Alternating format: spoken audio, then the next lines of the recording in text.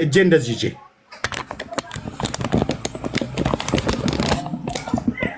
ያለ እጄ እንደዚህ ይዤ ይኸው እንደዚህ ብዬ ማለት ነው። ወደዚህም ሳልዞር ወደዚህም ሳልዞር እንደዚህም ሳላቀረቅር እንደዚህ ብዬ ነው የማወራህ ብሉይ ኪዳንን እንደዚህ ምንም ሳልይዝ ማለት ነው። መቃብርህ ሆኖ ሮብዓምና ኢዮርብዓምን ልዩነቱን እኔ ነግሬህ ስትል አልነበር እንዴ? አታውቀውም አይደል? ይሄን መጽሐፍ የጻፉልህ የናባጥን ልጅ ኢዮርብዓምንና ሮብዓምን እንኳን የሰለሞን ልጅ ለይተው የማያውቁ ሰዎች ናቸው የጻፉት።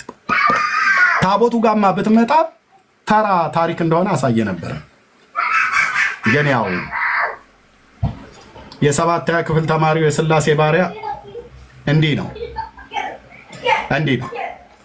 ኦኬ ሁለተኛ እንዳይለመድ እሺ፣ ሁለተኛ እንዳይለመድ።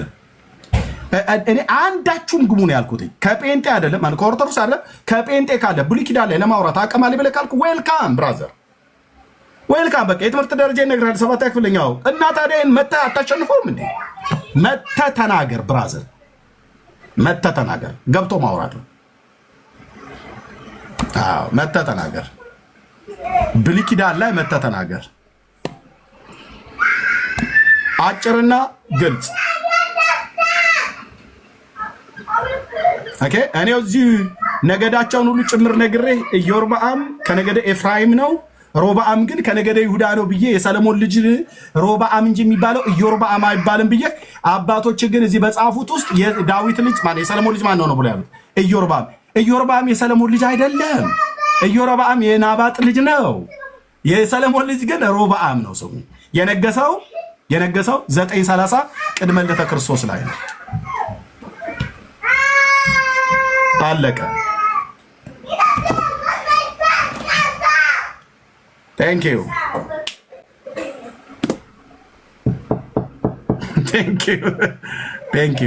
እንደዚህ ነው። አየህ ከንፈርህ አልቦት ነው ያልከው። በቃ አንድ የምትመልሰው የለም። ስለ ታቦቱ ና እናውራ ከፈለግ ኑ በእውቀት አፋጡኝ። ብሉይ ኪዳን ላይ ማለት ነው። ኑ እኔም ልጠይቃችሁ ብሉይ ኪዳን ላይ እስኪ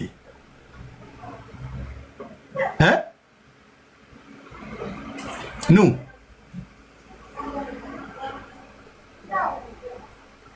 ከታች ሁሉ ሊያመልጥህ ይችላል አልኩ። ስናወራ ከታች ሁሉ ሊያመልጥህ ይችላል። ና አብርሃም እሺ ኑ ከየትኛውም ቤተ እምነት ካላችሁ ኑ እሺ። አብርሽ የገባው ሰው ከላይ ማይክል ዘግተን የተቀመጥከው እርምዬ ሰላም ነው? ደህና ነኝ። ከየት ቤተ እምነት ነው?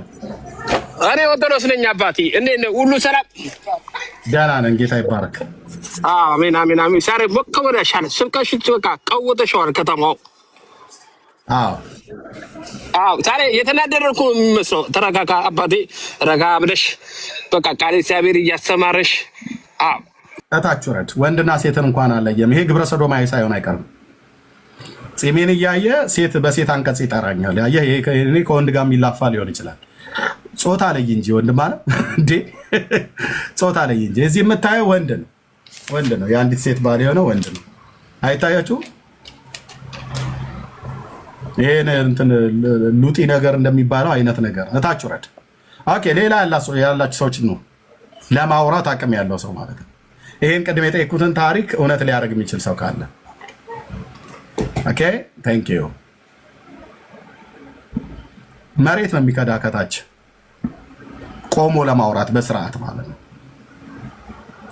ኦኬ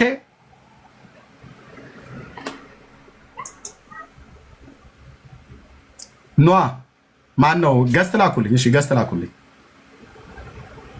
ላኩልኝ። ሪካርድ አድርጉ። ከዚህ በኋላ አሁን የሚገቡት በሙሉ አልኩ። ዛሬማ ይሄን ዘንዶ በጣም ነው እግዚአብሔር አምላክ የመታው። አይ ኖ ታሪካዊ ቅብብሎሽ ምን ሃይማኖታዊ ምንድን ነው ሐዋርያዊ ቅብብሎሽ አለ ብለህ ያልከው ገደል ከተትንልህ። ገደል በራስ መጽሐፍ ታቦት ብለህ ብትል ገደል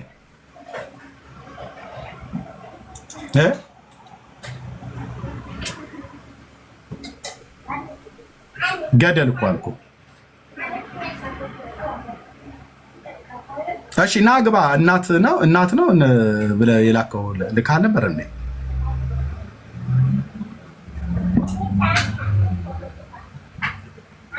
ኦኬ አንዳንድ ሰዎች ለምን እንደምትልኩ አይደል ነው። አሁን የገባው ሰው ኦርቶዶክስ አይደለም። ታቹራል ብራዘሪ አይ ለጠይቁት ጥያቄ መልስ ይስጣ ማለት አይደለም። ለጠይቁት ጥያቄ መልስ ይስጥ። ተሳስተሃል ይበል እስቲ። ስለ ኤፍሬም ጠየቀኝ አይደል? አዎ አስናን ከተባለች ከሚስቱ ከግብፃዊት ሚስቱ ዮሴፍ በግብፅ ሀገር የወለደው ኦኬ ሁለተኛ ልጁ ነው። ትልቁ ልጁ ምናሴ ነው። ትንሹ ልጁ ኤፍራይም ነው። ኦኬ በያዕቆብ ባርኮት በኩል ማስታወሻ ያዝ። በያዕቆብ ባርኮት በኩል ታናሹ ታላቅ ሕዝብ ይሆናል ብሎ ያዕቆብ ባረከው። ቀኝ እጁን በኤፍራይም ላይ ግራ እጁን በምናሴ ላይ አድርጎ ባረካቸው። ከዚህም የተነሳ ሮቤል የአባቱ አልጋ ላይ ተኝቶ ያመነዘረ ሰው ስለነበረ አለቅነት ለአንተ አይገባም ብሎ ስላለው ሽማግሌው፣ ስለዚህ የእስራኤል ብኩርና እልቅና ለማ ተሰጠ ማለት ነው? ለኤፍራይም ተሰጠ ማለት ነው። ስለዚህ ነው በነቢያት መጽሐፍ ላይ ኤፍሬም በኩሬ ነው፣ ሞዓብም ኤዶሚያስም መረገጫዬ ነው ብሎ ይላል። አየህ ቲፕ ቲፕ ቲፕ ቲፕ ቲፕ ቲፕ ቲፕ ቲፕ ቲፕ ቲፕ ቲፕ ትላለህ ትመጣለህ ማለት ነው። አትችለውም። ናግባና አውሩ ካወራችሁ አቅም ካለ ይህንን አርቲ ቡርቲ የሆነ መጽሐፍ አንብበህ መተህ ከኔ ጋር ልታወራ መጽሐፍ ቅዱስ ላይ ወንድሞች ናቶች እናውራ አይደል? ካወራ ግን በእውነት በቃ ያለ ጫጫታ በእውቀት ዘመኑ የእውቀት ነው አይደል? አዎ ይሄ የሰባተኛ ክፍል ተማሪ አልኩ ፊቱ ቆመህ አንተ ብሉይ ኪዳንን ካወራህ ይሄን ታሪክ ካወራህ እኔ እዚህ አደባባይ ላይ በቃ አገልግሎት አቆማለሁ ብዬ እላለሁ። አለቅ አውሩ መታችሁ በእውቀት ያው እናትን እንዲህ ላድርጋት ምናምን ነገር ብሎ የሚል የእናንተ ያፋችሁ ልጋግ የምትጠርጉበት ሰው እንደሆንኩ በአቅም አለ እንደምትሳደው በስድብ ግን ትጥቄን አትፈታውም። ናና አውራ ከዚህ ከሰባተኛ ክፍል ተማሪ ጋር ናውራ ታሪክ ላይ መጽሐፍ ቅዱስ ላይ ብሉይ አዲስ ኪዳን ላይ ቆም አውራ። ቴንክ ዩ የንጉስ ልጅ እንኳን ደህና መጣ። እግዚአብሔር ይመስገን። እንዴት አመሻችሁ? እግዚአብሔር ይመስገን። ከየት ቤተ እምነት ነው? እኔ ክርስቲያን ነኝ። ከየት ቤተ እምነት ነው ያልኩ? ክርስቲያን ከየትኛው? ክርስቲያን ነኝ። ኦርቶዶክስ ነኝ። ክርስቲያን ከሆንኩ ኦርቶዶክስ እንደሆንኩ ማወቅ አለብህ። ክርስቲያን ነኝ። አይ ኦርቶዶክስ ብቻ አይደለም ክርስቲያን፣ ካቶሊክም ክርስቲያን ነው። አይ ክርስቲያን ኦርቶዶክስ ብቻ ነው ክርስቲያን። ኢሶኬ እሱን ተወው። ክርስቲያን ኦርቶዶክስ ብቻ ነው። ግን አሁን ጥያቄ ነው እየጠየቅህ ያለው አይደል ኤርሚያስ? መልካም ኦርቶዶክስ ብለህ ብትል ኦርቶዶክስ ክርስቲያን ብለህ ብትል እኮ ችግር የለም። እሺ ቴንክ ዩ። ክርስቲያን ኦርቶዶክስ ብቻ ነው። ጥያቄውን ሰምተሃል አይደል? አዎ ጥያቄ መጠየቅ ነው የፈለግከው አይደል?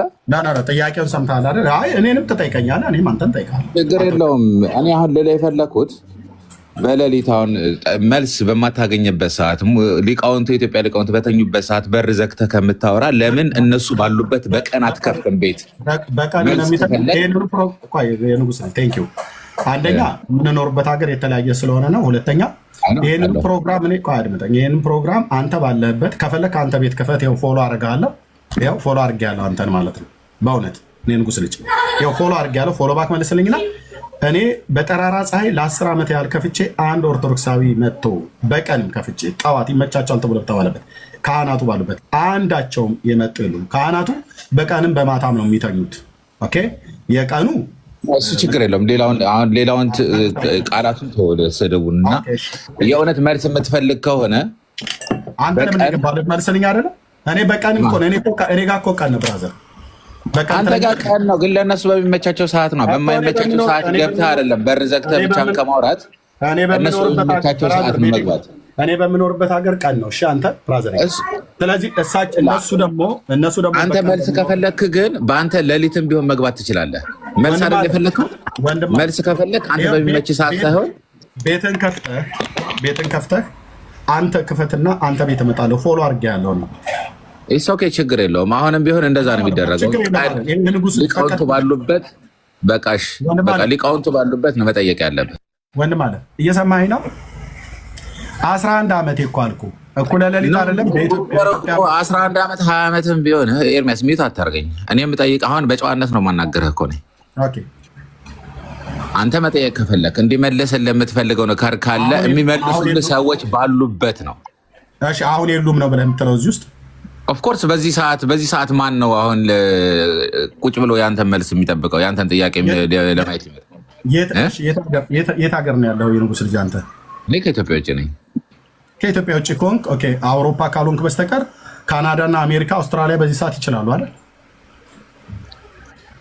ነገርኩህ እኮ አሁን መመለስ ሰዓቱ ምቹ አይችሉም። ቆይ አሜሪካና ካናዳ አውስትራሊያ ሰዓቱ ምቹ ነው አይደለም? አሁን በሰዓት እኔ ስለ አውስትራሊያና ስለ ካናዳ አይደለም ማወራ ኢትዮጵያ ስላሉ ሊቃውንት። አሜሪካ ሰዓቱ በሰዓት ምቹ ነው ምቹ አይደለም? እየነገርኩህ ነው። ኢትዮጵያ ስላሉ ሊቃውንት ነው ማወራ። ብራዘር ከኢትዮጵያ ውጭ ያሉት በሙሉ ሊቃውንት አይደሉም፣ ዱኩማን ናቸው እያልከኝ ነው። ኦርቶዶክስ ሊቃውንት ተብለዋል። አንተ እኮ ስድብ አፍ ላይ ስለተሰፋ ከስድብ ሊቃውንቱ ኦርቶዶክስ ለምን ትሳደባለህ? አሁን እንደዚህ አይነት ስድብ ለምን ካፍ ይወጣል? የኦርቶዶክሱ ውጭ ያሉትም እነሱም ሊቃውንት። አንተ ጥያቄ እንዲመለስልህ ከፈለክ የምጠይቅህ ጥያቄ እንዲመለስልህ ከፈለክ ጥያቄህን በስርዓት ሰዎች ሊቃውንት ባሉበት መመለስ እንዲፈለግ ለአስር ብራዘር ነው ምስራቅ አለ። መጀመሪያ አዳምጠኝ ነው የሚልህ ኤርሚያስ። እሺ ለታችሁ ረድ አንደኛ ምንድን ነው ያለ? ካልሰማ ማለት ነው። አንደኛ የገባው ሊመልስ ነበር አይደል? ካልመለሰ ደግሞ ሊቃውንቱ ባሉበት ለምን አትከፍትም አለ። እኔ በዚህ 11 ዓመት ውስጥ በዚህ ጉዳይ ላይ ስንት ጊዜ ነው የከፈትኩት ቤት? አንድ የመጣ ያገደመ ያለፈ የለም። ካለ ይምጣ። ኦኬ። በዚህ ሰዓት ላይ ሊቃውንቶቹ ተኝተዋል አለ። እውነት ነው። መንፈሳዊ የሞት እንቅልፍ ተኝተዋል። በህይወት እያሉ እየበሉ እየጠጡ ተኝተዋል ማለት ነው። ኦኬ። እነሱ ኢትዮጵያ ያሉት ናቸው ሌሊት ስለሆነ፣ እኔ ጋር ግን ቀን ስለሆነ የአሜሪካና ለካናዳ ለአውስትራሊያ ጥሩ ሰዓት አይደለም ነው። ታዲያ በአሜሪካና በአውሮፓ በካናዳ ሶሪ አውሮፓ እንኳን ምሽት ነው። በአውስትራሊያና በአሜሪካ በካናዳ የሚኖሩ የኦርቶዶክስ ሊቃውንት ወይ ደግሞ ካህናት የተባሉ ለዚህ መልስ ለምን አይሰጡም መጥተው? እሺ እኔ ደግሞ እኮ ይህንኑ አርዕስት በኋላ ከፍተዋለሁ። ጠዋት ላይ ከፍተዋለሁ። መድኃኒዓለም ምስክሬ እኮ ነው የሚመለ አንዳቸውም አይገቡ። ጥሩ ሰዓት አይደለም ይሄ አሜሪካ ወገኖቼ፣ ጥሩ ሰዓት ነው። ለምን አይገቡም? ለምን አይገቡም? ሊቃውንቱ ተኝተዋል ምናምን ዘመናቸው ነው የተኙት።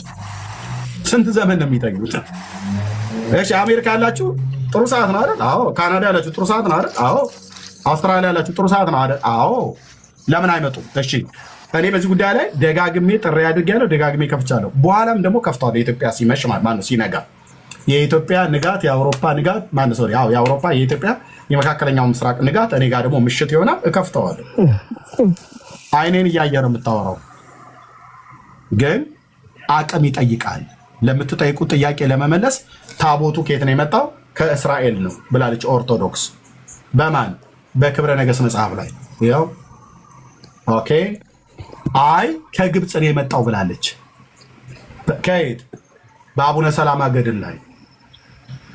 አይ ከሳውዲ አረቢያ ከመካ መዲና ነው የመጣው ብላለች።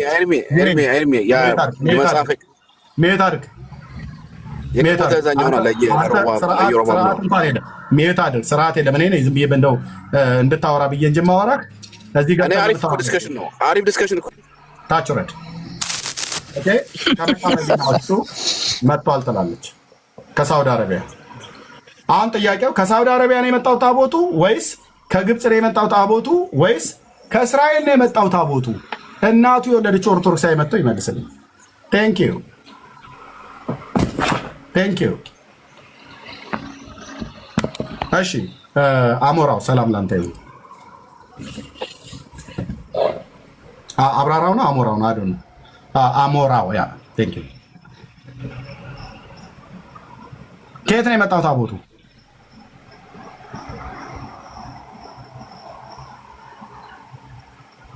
ከየት ነው የመጣው ታቦቱ? አሞራው አትመልስልን፣ ካልሆነ ትወርድ ነው።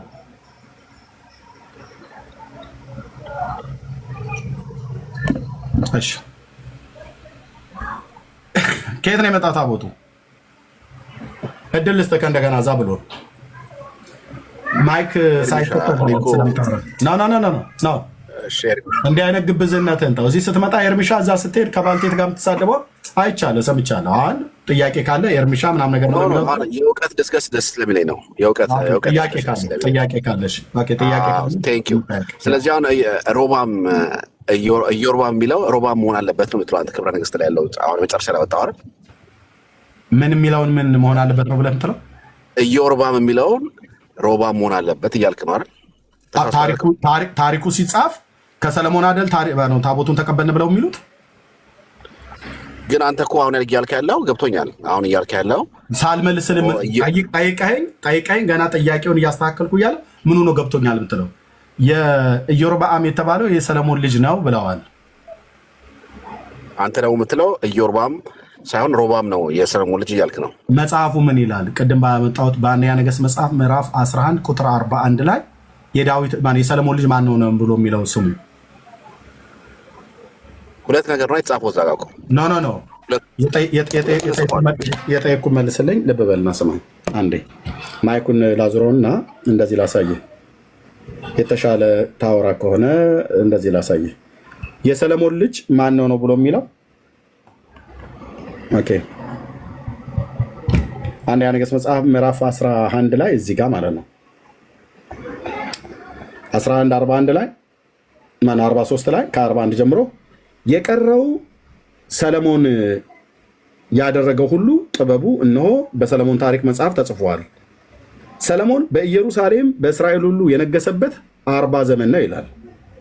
ኦኬ፣ የነገሰበትን ዘመን ከተናገረ በኋላ ሰለሞንም ከአባቶቹ ጋር አንቀላፋ፣ በአባቱም በዳዊት ከተማ ተቀበረ። ከዛ ልጁን ማን ይላል? እዛ ብሎ እዚህ ጋር እኮ ነገርኩህ እኮ ኤርሚ ያልከውን እኮ አመጣሁልህ። ልጁን ማን ይላል? እኔ ነኝ ያመጣው። ሮብዓም ይላል። ሮብዓም ይላል። ልጁ ማን ይላል? ሮብዓም ይላል። ሮብዓም። ቴንክ ዩ። ክብረ ነገሥት ላይ እንሂድ። የሰለሞን ልጅ ስሙ ማን ነው? ሮብዓም ነው። ኦኬ፣ ክብረ ነገሥት ላይ ስንሄድ ወንድሜ ገጽ 32 ላይ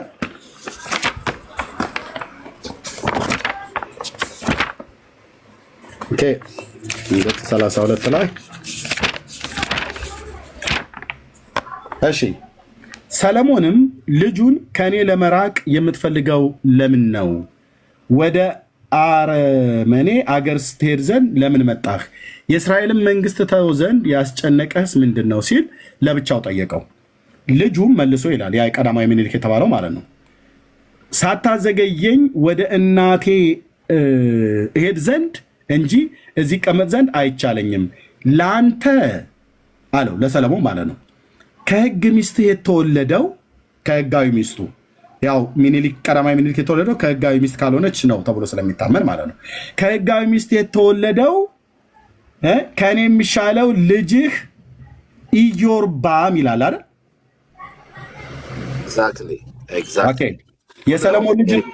የሰለሞን ልጅ ልጁ ማን ነው ብሎ የሚለው እዚህ ጋር ሮብዓም፣ እዚህ ማን ነው ይላል? ኢዮርብዓም። ትፈቅድልኛለህ? ኢዮርብዓምና ሮብዓም አንድ ነው እኮ። ትፈቅድልኝ? የተለያየ ነው ልናገራ። ትፈቅድልኛለህ? ቴንክ ዩ። ስለዚህ በደንብ አዳምጫለሁ። አንተ እያልክ ያለው ትክክለኛ ሮብዓም ነው። ኢዮርብዓም የሚለው ስህተት ነው። ኢዮርብዓም ይልቅ ኢዮርብዓም ሲሆን ሮብዓም መባል አለበት እያልክ ነው አንተ። ልክ ነው። እንደዛ ነው እያልኩ ያለው። እኔ ደግሞ ቴንክ ዩ። አሁን ደግሞ ምንድን ነው የሰለሞን ልጅ እዚህ ጋር ሮብዓም የሚለው የሰለሞን ልጅ ነው። ሰለሞን ልጆች አሉት፣ ከህጋዊ ሚስት የወለደውና ከህጋዊ ሚስት ካልሆነችው የወለደው አለ። እዛኛው ላይ የኢዮርብዓምን ያው ያነበብክልን ሃይላይት ያደረግከውን ማለት ነው። በዛ በኩል ያለ ይሄኛው ሳይሆን ይሄኛው ከህጋዊ ሚስቱ ያልወለደው ነው። ያኛው ደግሞ ከህጋዊ ሚስቱ የወለደው ነው። ያው በደንብ አንብበው። ኢዮርብዓም የሚለው ይሄ ከህጋዊ ሚስቱ ያልወለደው ነው። ይሄ ኖ ከህጋዊ ኢዮርብዓም ልጅ ኢዮርብዓም የሚለው ከህጋዊ የተወለደው ነው። ይሄኛውስ? እሱማ ከሰለሞን የተወለደው ነው እኮ። ታዲያ ከይሄኛው ሁለት። ስለዚህ ሰለሞን ሮብዓምም ኢዮርብዓምም ብለው የሚባል ልጆች አሉት እያልከኝ ነው አንተ? ኖ የተጻፈውን ነው ማነብልህ። ለምሳሌ አንተ በምትለው ኬልኩልህ ቆይ፣ ሁለት ነገር ነው ኤርሚ የጠየኩህ መልስልኝ። የሰለሞን ልጅ ትክክለኛ ስሙ ልጁ ማን ነው? ስሙ የተጻፈውን ነው እኮ ማቀርብልህ ኤርሚ። አንተ ጋር ልመጣልህ እኮ መጽሐፍ ቅዱስ ላይ የተጻፈው ማን ነው? መጽሐፍ ቅዱስ ላይ ሮብዓም ነው የሚለው። ሮብዓም ታምንበታለህ? ሮብዓም ብሎ የሚለው የመጽሐፍ ቅዱስን ታምንበታለህ? ኤርሚ ቆይ፣ እንደዛ ተስቀምጠኛ ባክስ አንተ የምትለው ነው ያስቀምጥልህ ነው። የእግዚአብሔር ቃል እሰጥሃለሁ። የእግዚአብሔር ቃል ላይ ሮብዓም ብሎ ያለውን ታምነዋለህ ወይ ነው ያልኩህ። የእግዚአብሔር ቃል የሚናገረው ምንም ጥያቄ የለውም። ሁለቱንም ነው አይደለም? መጽሐፍ ቅዱሱን የጠየኩህን መልስ እኔ ስለ መጽሐፍ ቅዱስ ነው የጠየኩህ። መጽሐፍ ቅዱስ ሮብዓም ብሎ ልጁ ሮብዓም ነው ብሎ ስሙን የጻፈውን ታምነዋለህ?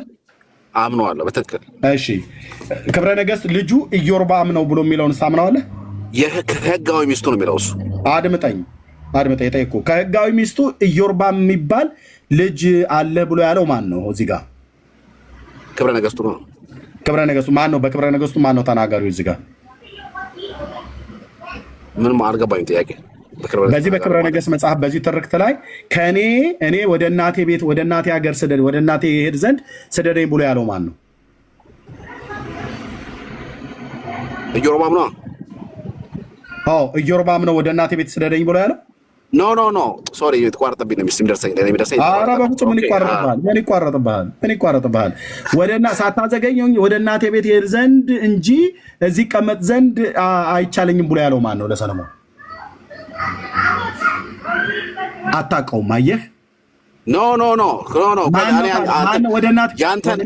ወደ እናቴ ቤት ስደደኝ ብሎ ያለው ወደ እናቴ ቤት ስደደኝ ብሎ ያለው እኔ አሁን እኮ መኪና ውስጥ እየተደሱ ነው እንጂ እየተደሱ ነው። አታምጣ መኪና እየነዳሁ ነው፣ አውሮፕላን እያበረርኩ ነው። እስካሁን እያወራ ነው። ማነው እዚህ ጋር?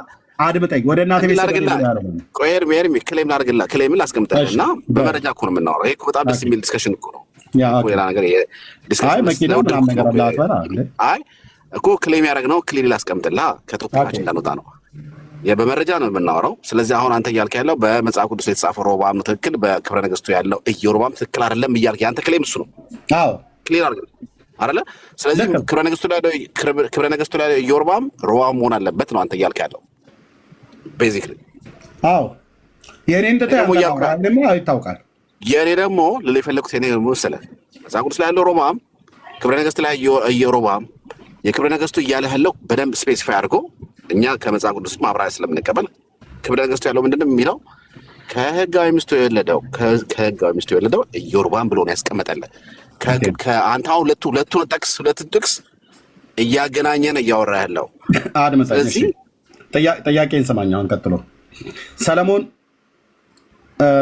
ስንት ሚስቶች ነበሩት? እና ተመልሰህ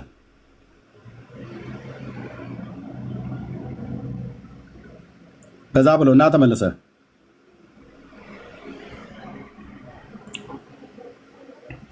ተመልሰህ ለመውጣት ምክንያት አታደርግ። እንደዛ ተደብቀ ማለት ነው።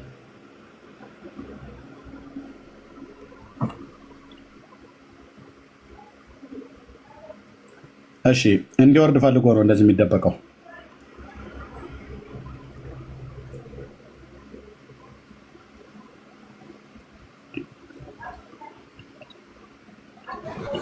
ኤርሚ ወደ እናቴ መልሰኝ የሚለውን እዚህ ጋር ተደራሲውን እኮ ራሱ አያውቁም አያውቁም። እንዳትናገር ቆይ አይ ነው ሚዩት አታርጉት። ዲያቆን አዲስ ሚዩት አታርጉት። ግን አያውቁትም። አይ ራሴ ነኝ ያደረኩት። አያውቁም። ይሄን ደጋግሞ ጠይቁ። በፍጹም አያውቁም። በዛ ብሎን ና እንጂ እንዴ ውይይት ብለህ አይጥ በጉድጓድ እንደምትደበቅማ ወደ ኋላ ሄዳ አትደበቅ። ካልሆነ ላስወርደህ ነው።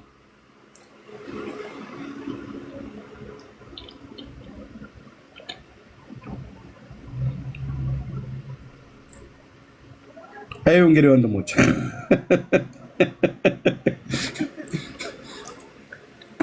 ኦርቶዶክስ ጸሐፊያን ሮብዓምንና ኢዮርብዓምን እንኳን ለይተው የማያውቁ ሰዎች ናቸው ታሪክ የሚለቀልቁት። ሌላውን ይሄ ብቻ አይደለም፣ ከዚህ ያለፈ የባሰ ነገር አሳያቸዋለሁ።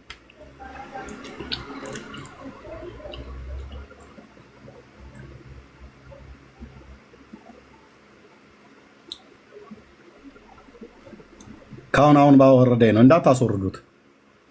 ከአሁን ባወረደኝ በቃ ምክንያት ፈልጌ በዚህ ላሽ ብዬ እሄዳለሁ ብሎ ማለት አትወርድም እና ተመልሰህ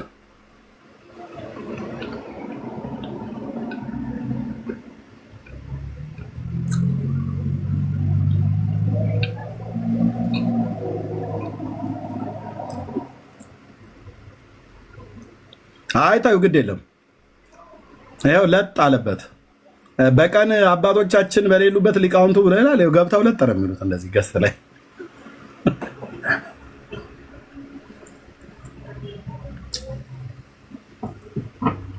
በዛ ብሎ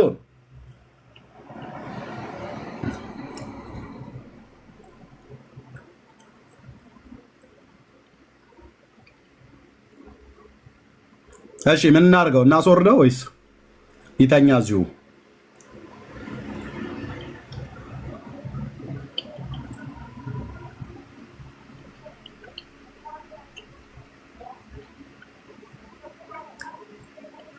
ይውረድ ወይስ ይተኛ?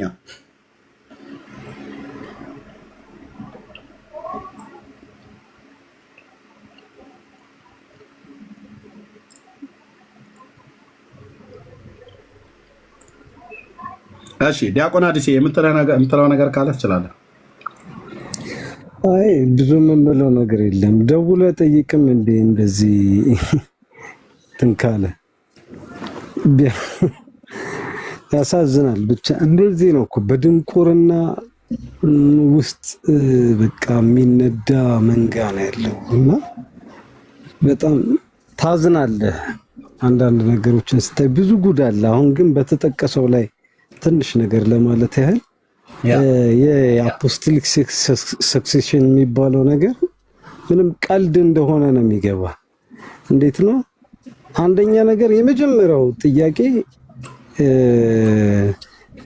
መንበረ ተክለ ሃይማኖት ከመቼ ጀምሮ ነው አፖስቶሊክ ሰክሴሽን የሆነው? ወይም ደግሞ ከግብጽ የሆነው እንትኑ ቅብብሉ ከግብጽ የሆነው አቡነ ተክለ ሃይማኖት መጀመሪያ ከግብጽ የተሾሙ ናቸው፣ ጵጵስናቸው ይሄን ይላል ገድላቸው።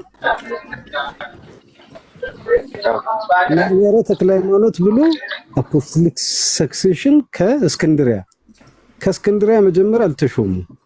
ገድላቸውን ያላነበቡ ኦርቶዶክሳውያን ካሉ አንብቡና ይሄንን አስተካክሎ ይምጡ። መንበረ ተክለ ሃይማኖት ብለህ ከእስክንድሪያ የመጣ ጵጵስና ማለት ትንሽ ይሄ ራስ በራሱ የሚጋጭ ነው።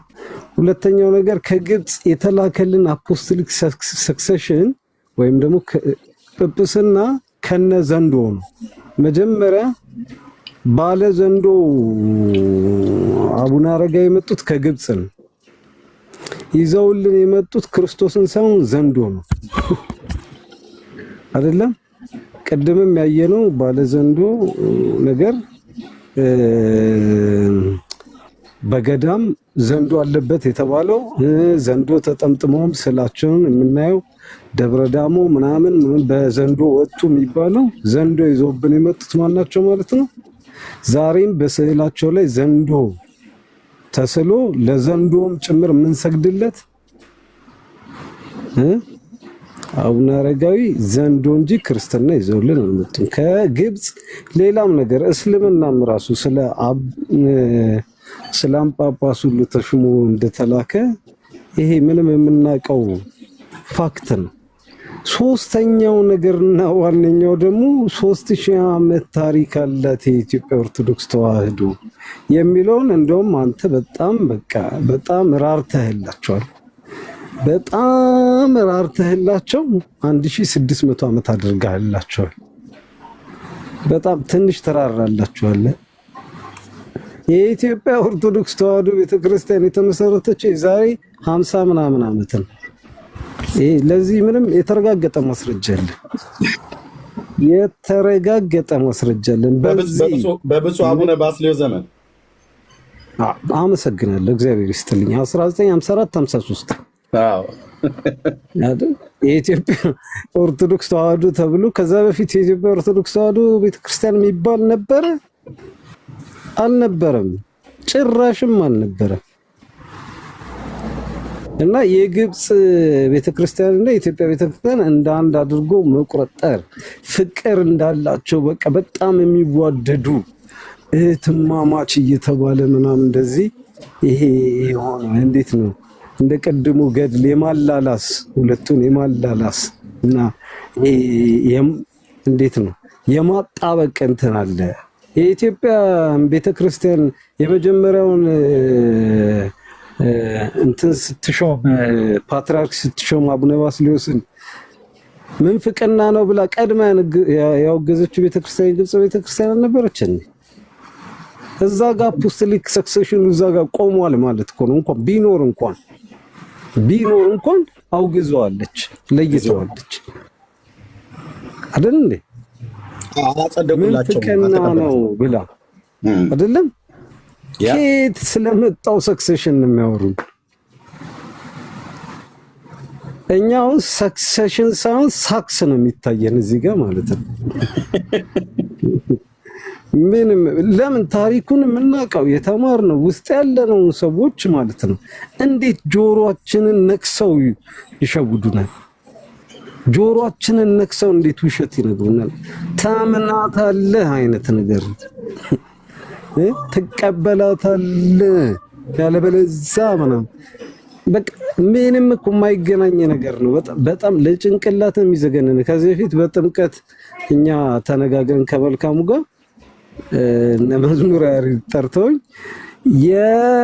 የሰለስቱ ምዕት ወይም ደግሞ የ318 ሊቃውንት በ325 የተወሰነው ውሳኔ ማብራሪያ አምጡልኝ አልኳቸው። ማብራሪያ አምጡልኝ ስላቸው 1998 የተጻፈ መጽሐፍ ይዘው መጥተው ሊያነቡልኝ ሞከሩ። መጀመሪያ የኢትዮጵያ ኦርቶዶክስ ተዋሕዶ ቤተክርስቲያን ሲኖዶስ ተወካይ አልነበረውም። ለምን? በኒቂያ ጉባኤ አልነበረውም። ውክልና አልነበረውም። አያውቃትም እንጂ የኢትዮጵያ ኦርቶዶክስ ተዋሕዶ ቤተክርስቲያንን አያውቃትም። ማን? የኒቂያ ጉባኤ ጭራሽ ከነመፈጠሯም አያውቃትም። ከሺህ ምናምን ዓመት በኋላ ነው እኮ የተፈጠረችው እኮ አይደል?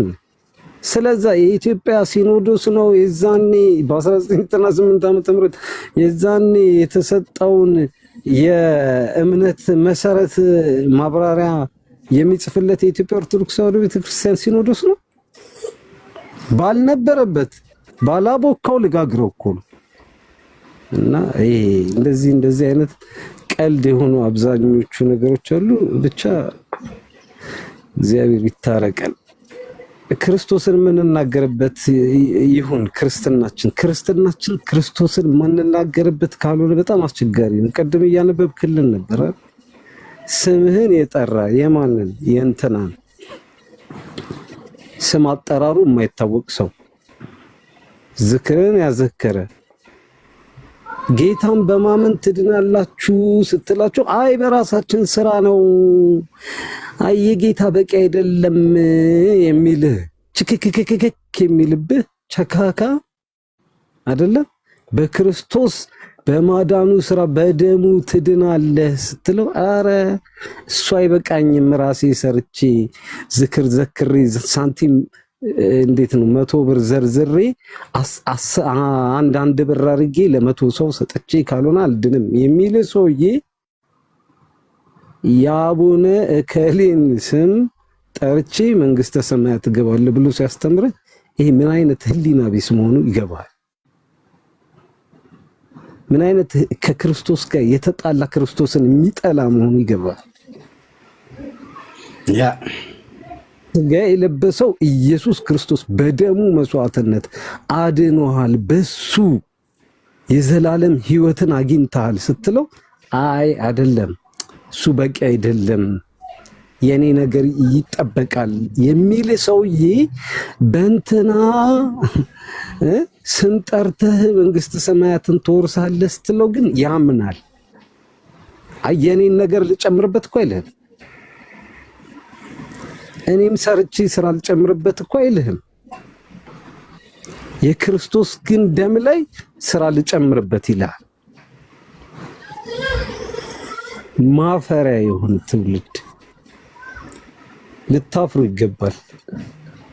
እኔ ኤርሚያስ አይናገር፣ እኔ ብቻዬን አናግራለሁ። ና ግባ ወንድ ነኝ የምትል አዋቂ ነኝ የምትል አያትህ ነው ቅም አያትህ ነው አለኝ ቅድም። የኔ 11ኛ ትውልድ ነው በነገራችን ላይ ዘረ ያዕቆብ ንጉስ ዘረ ያዕቆብ ማለት ነው። የኔ 11ኛ ትውልድ ነው ንጉስ ዘረ ያዕቆብ 11ኛ ትውልድ ነው። እና እንደዚህ ይቆጠራል። ግን በክርስቶስ እውነት ላይ የሚሸቅጥ ከሆነ ዘረ ያዕቆብ ቀርቶ ማንም ስም አጠራሩ ሊጠፋ ይችላል። በዚያ አልደራደርም። አያትህ ነው አያትህ ሲታማ ዝም ብለህ አትስማ እያለኝ ነው ታላቅ ወንድሜ ከታች ቅድም። እና ማን ነው አለ ወንድም ማን ነው ብፁዕ አምላክ ነው። የዘመድ አዝማድ ጉባኤ አይደለም። የእግዚአብሔር የብፁዕ አምላክ ወንድም ነህ ዲያቆን? አዎ ይሄ ነው እንግዲህ ጌታ ኢየሱስ እሳትን ልጥል መጣሁ ማለት ይሄ ነው። አረ ተስማምተን አናውቅም። ሁሌ እንደተናነቅን አንድ ቀን ተስማምተን አናውቅም። ኤንዌይስ ብቻ ግን ማለት ነው የዘመድ አዝማድ ጉባኤ አሁን ለዘመዴ ልቆረቆር ነው በሱ ቤት እኮ በስጋነት በሰማይም ቤት እኮ እንዲህ ነው የሚያደርጉት እኮ የዘመድ አዝማድ ጉባኤ። አይማርልኝ እግዚአብሔር ጨካኝ ነው። በሰማይ ፈራጅ ነው የሚልህ እኮ አማላጅ አይደለም ፈራጅ ነው የሚልህ ለምን እንደሆነ ታውቃለህ?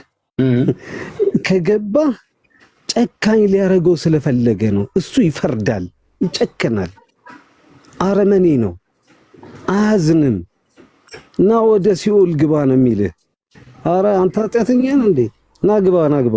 ከዛ የሆኑ ሰዎች ይመጣሉ በጣም ሩህሩህ የሆኑ ከእግዚአብሔር በርህራሄ የሚበልጡ እኔንም ከሱ ጋር ጨምረኝ የሚሉ እንደዚህ አይነት ኮሜዲ ነው የሚኮመዱልን። ክርስቶስ ጨካኝ ነው፣ አረመኔ ሆኖ ፍርድ እየፈረደ ፈራጅ ነው ሲል ማለት ነው። አማላጅ አምጥቶ ያስገባልሃል ማለት ማንም በአንድ እግሩ የቆመ ምናምን የሆነ የሚበዛበት 7 ዓመት ባህር ውስጥ የኖረ ምናምን ያመጣልና እሱ ርህሩህ ነው፣ ይራራል። እኔንም ጨምረኝ እባክህ ይላል። የሚገርም ነው። እንደዚህ አይነት ፕላስ ደግሞ በጣም የማዝነውና የማፍረው ደግሞ እግዚአብሔር የሚረሳ እግዚአብሔር ቃሉን የሚያጥፍ እነሱ የማይረሱ እነሱ የሚያስታውሱት እግዚአብሔርን ተው እንጂ እንዴ ቃልህን አትርሳ ቃልህን አትጠፍ እንጂ ጌታ ሆይ የሚሉት አይደል? ሂድ ወደ ሲኦል ካለ በኋላ እንግዲህ ሰማይ ወምድር ያልፍ ወቃልየሰ እያልፍ ነው አይደል ያለው ጌታ። ሰማይና ምድር ያልፋል ቃሌ ግን አያልፍም ያለ ጌታ ወደ ሲኦል ግባ ካለህ በኋላ ይመጣና አንዱ ባለጺማም ማለት ነው ቃል ገብተህልኝ ረስተኸው ነው ቃልህ ለምን ይታጠፋል ይለዋል። ለማ ለእግዚአብሔር። ከዛስ እና መልሱት እና ሚካኤል መልሰው። እንደዚህ አይነት እኮ ድራማ እኮ ነው እኮ እኔ እኮ በሪሉ በምድራዊ ድራማ እኮ እንደዚህ አይነት ድራማ አይሰራም እኮ። እግዚአብሔር ሁሉን አዋቂ መሆኑ እሺ፣ እኔ ምንም ችግር የለውም እኮ ቃል ኪዳን ተገባላቸው ያስምራሉ እኮ ያስምሩ። በዚህ አንጣላሽ እንስማማ፣ ያስምሩ። ነገር ግን ቃል ኪዳን እንደገባላቸው እግዚአብሔር ረስቶት ነው ወደ ሲኦል የሚልካቸው ነፍሳቱን ሂዱ ወደ ሲኦል የሚላቸው ሳያውቀው ቀርቶ ነው። ቃል ኪዳኑን የገባው እግዚአብሔር ከሆነ እዛው ጋር ለምን በቃል ኪዳን አንቺ ቃል ኪዳን አለሽ አንቺ ነፍስ ወደ ገነት ግቢ አይላትም? እንዲህ አይነትስ የፍርድ ስርዓት በሰማይ አለ? እንደዚህ አይነት የፍርድ ስርዓት አለ ወይ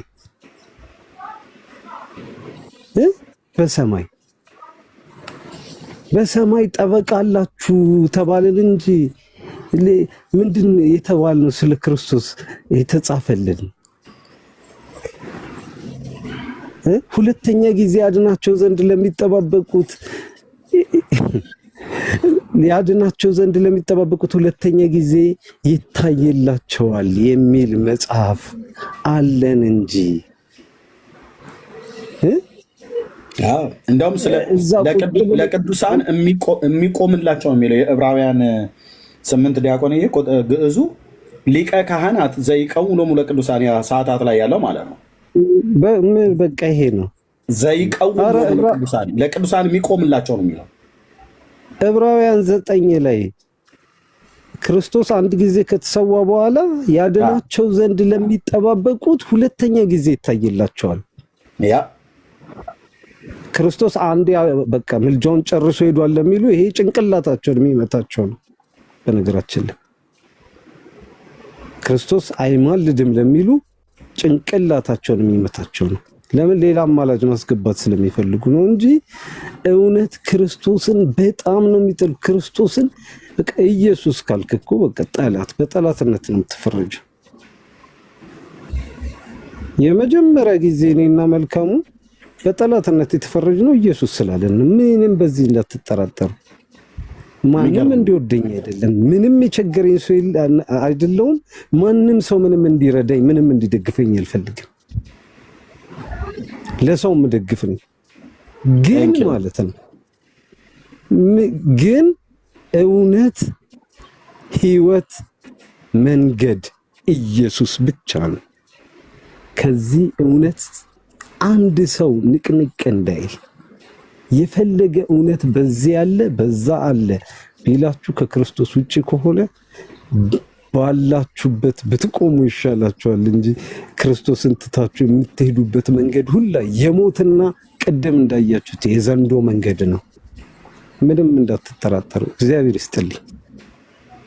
ዋው ቴንኪው ዲያቆን አዲስ። በጣም ይገርመው ደግሞ የብፁዕ አምላክ ወንድም ነው። አይገርም? መልኩ ሁሉ እሱን ይመስላል። ፎቶ እንትን አድርጌ ያየሁት። ዋው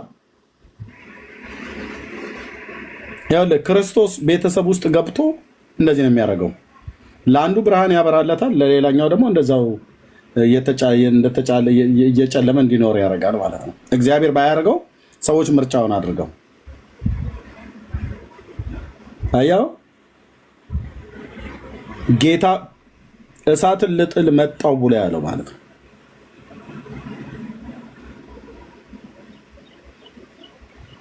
እግዚአብሔር አምላክ ይባርክ። እውነቱ እንግዲህ ይሄ ነው። እውነቱ ይሄ ነው። እውነቱ ይሄ ነው።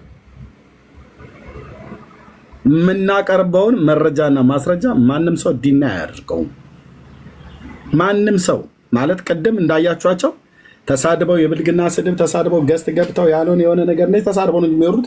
ለምናመጣው መረጃ በፍጹም በፍጹም በፍጹም አያቀርቡ። እዩ ዛሬ ላይ እንኳን በተናገርኩት ነገር ያቀርብኳቸው መጽሐፍቶች ብዛት ገድለ ተክለ ሃይማኖት፣ ሁለቱንም ክብረ ነገሥት፣ አቡነ ሰላማ ገድል፣ መጽሐፈ ጤፉት፣ የአባ ጊዮርጊስ የቤተክርስቲያን ታሪክ፣ የኢትዮጵያ ታሪክ፣ የአለቃ ደስታ ተክለ ወልድን መዝገበ ቃላት እና የዲያቆን ዳንኤል ክብረትን ኢትዮጵያዊ ሱራፌ ይታይ 3 4 5 6 7 8 9 መጽሐፍ አቅርቤ ነው ቪዲዮ እያሳየን የምናወራው። የሚመልሱት ስለሌላቸው በቃ ስድብ ላይ፣ እርግማን ላይ፣ ማንጓጠጥ ላይ፣ ማጥላላት ላይ፣ ማበሻቀጥ ላይ፣ ሐሰት ማውራት ላይ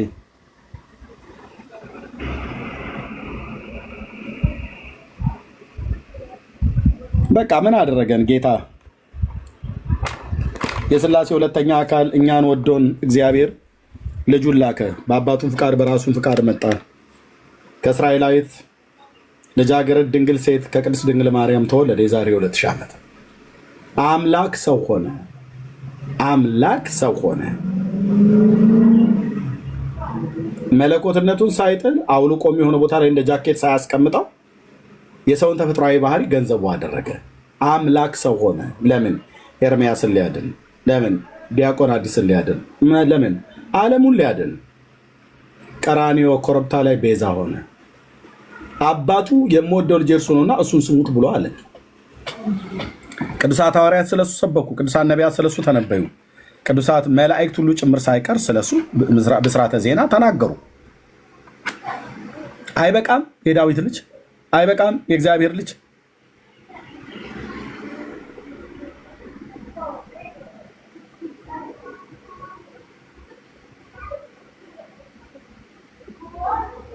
ከንፈር ለከንፈር ተሳስመው ያመጡትን ጵጵስና ማን ነው? ይህን ልጅ አሁን ይሄ ሰው በሕፃንነቱ እዚህ ላይ እንደተጻፈ ማን ያልሳመው? ከመላእክት ጀምሮ ማርያምም ስመዋለች፣ መላእክት ስመውታል በሙሉ። ሱራፌል፣ ኪሩቤል፣ 40ቱ እንስሳት የተባሉቱ 24ቱ ካህናተ ሰማይ የተባሉት በሙሉ ስመውታል። ነቢያት፣ ሐዋርያት ስመውታል። ጌታችን ኢየሱስ ክርስቶስ ስሞታል። ከንፈሩን ገና በተወለደ ጊዜ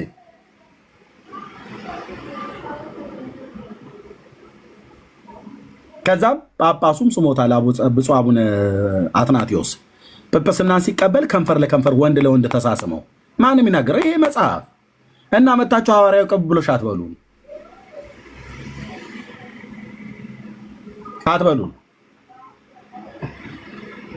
በጣም ዲያቆን እያነሳው በጣም የሚገርመው መንበረ ማርቆስ ነን ብለው የሚሉቱ መንበረ ተክለ ሃይማኖት ብለዋል። መንበረ ተክለ ሃይማኖት ብቻ አይደለም የተባሉት መንበረ ሰላማ ብለዋል። እንደውም የኤፍሬም ናጦስን የሳቸው ማለት ነው የትግራዩ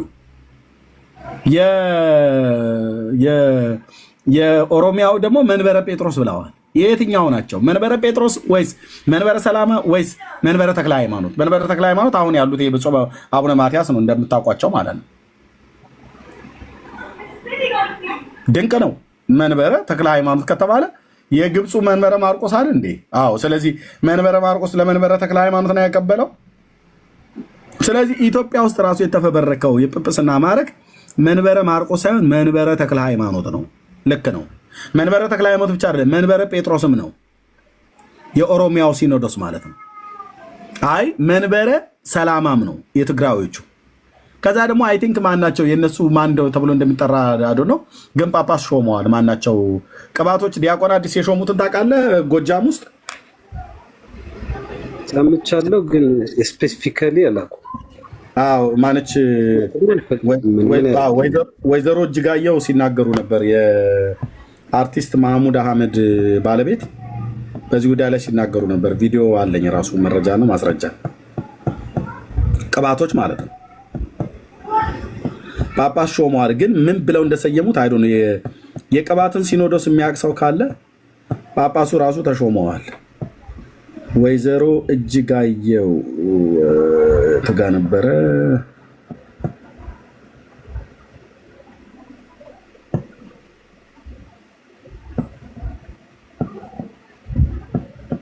ኦኬ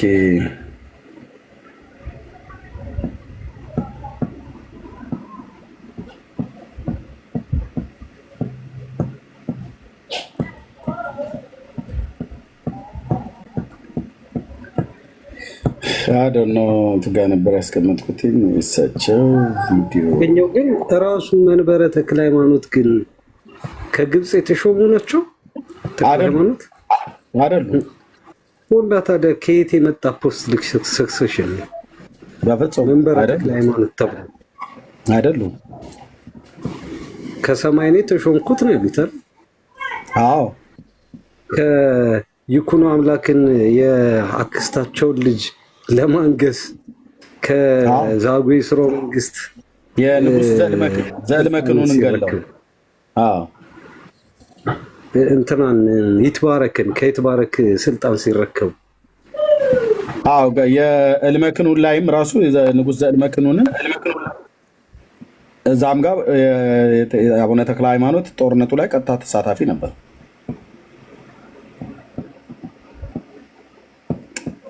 የወይዘሮ መንግስት የመጣ ጵጵስና እኮ ነው። ለመፈንቅለ መንግስት የመጣ ጵጵስና ነው። አዎ የዶሮ ጭንቅላት በልቶ የነገሰ ሁሉ ያልተጠበሰ ያልተቀቀለ የዶሮ ጭንቅላት አደኖ አጣሁት መሰለኝ። የወይዘሮ እጅጋየሁን በጣም ብዙ ቪዲዮ ስላለ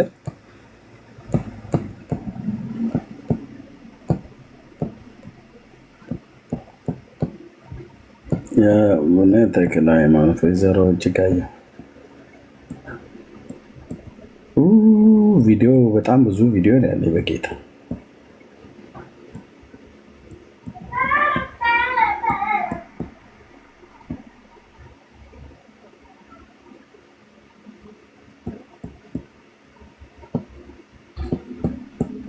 ኢትዮጵያ ውስጥ እንደዚህ ብለው ሲሉ ነው አሜን የምትለው። ቃል አልገኝም በማይምረው ፈጣንና ችኩል በሆኑ በቅዱስ ገብርኤል ሰይፍ ቆርጠጣልኝ ይላለሁ። እኔ እኮ ደፋር እኮ ነኝ፣ አላፍርም እኮ። እግዚአብሔር ግን የኔንም ልብ የኔንም ስራ አሰራር ያውቀዋል። እሱም ደግሞ ጊዜ ይሰጠኛል ማለት ነው። እንደዛም ብዬ አላጠፋኝም። ባይገርማችሁ ዳግመኛ ዘፈን ላልዘፍን ወገኔ እያለቀ ምን አባቴ ብዬ ነው የምዘፍነው? ይቅርብኝ ብዬ በራሴ ቃል ገብቼ ከተውኩት በኋላ ከዚህ መጥቻ ከቲክታክ ወለለለለ ስል ነበር እዚህ ቁጭ ብዬ። ከዛ ማታ ልተኛ ስል እንዴት ሰላም እንደማጣ ልነግራችሁ አልችልም። አሁን እንደው ቲክታክ ተቀምጬ አሁን ዘፈን የምዘፍንና ስራ ላይ እና ከኛ ጋር ስር ሲሉ ደስታ ነው። ልብህ አይታመም። እዛ ሽንቅቅ አለች ነፍሴ ላይ መስቀልህን። ይሄ አልነበረም። የኦርቶዶክስ ወንድ ዶሮ ይወልዳል ብለው ሲሉት አሜን ያለችው ቪዲዮ ይወልዳል ብለው ሲሉ አቤቱ ጌታዬ፣ ለዚህ ቃል አሜን ይላሉ። ወንድ ዶሮ ልጅ ወለደ ተብሎ ሲባል አሜን። የወይዘሮ እጅጋየሁን ቪዲዮ አጣሁትኝ አይደል ነው።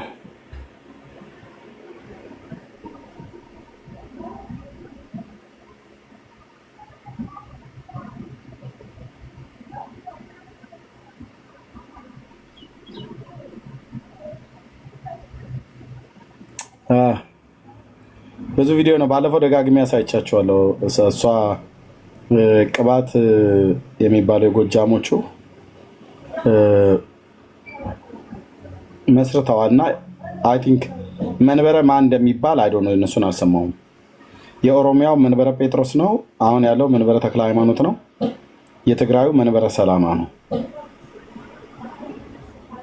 ያጣሁትኝ በሌላ ቀን ፈልጌ አሳያቸዋለሁ። ባለፈው አሳይቻለሁ።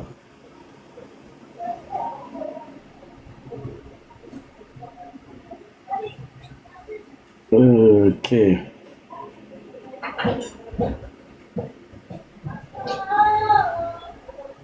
አገኘሁት። ቴንክ ዩ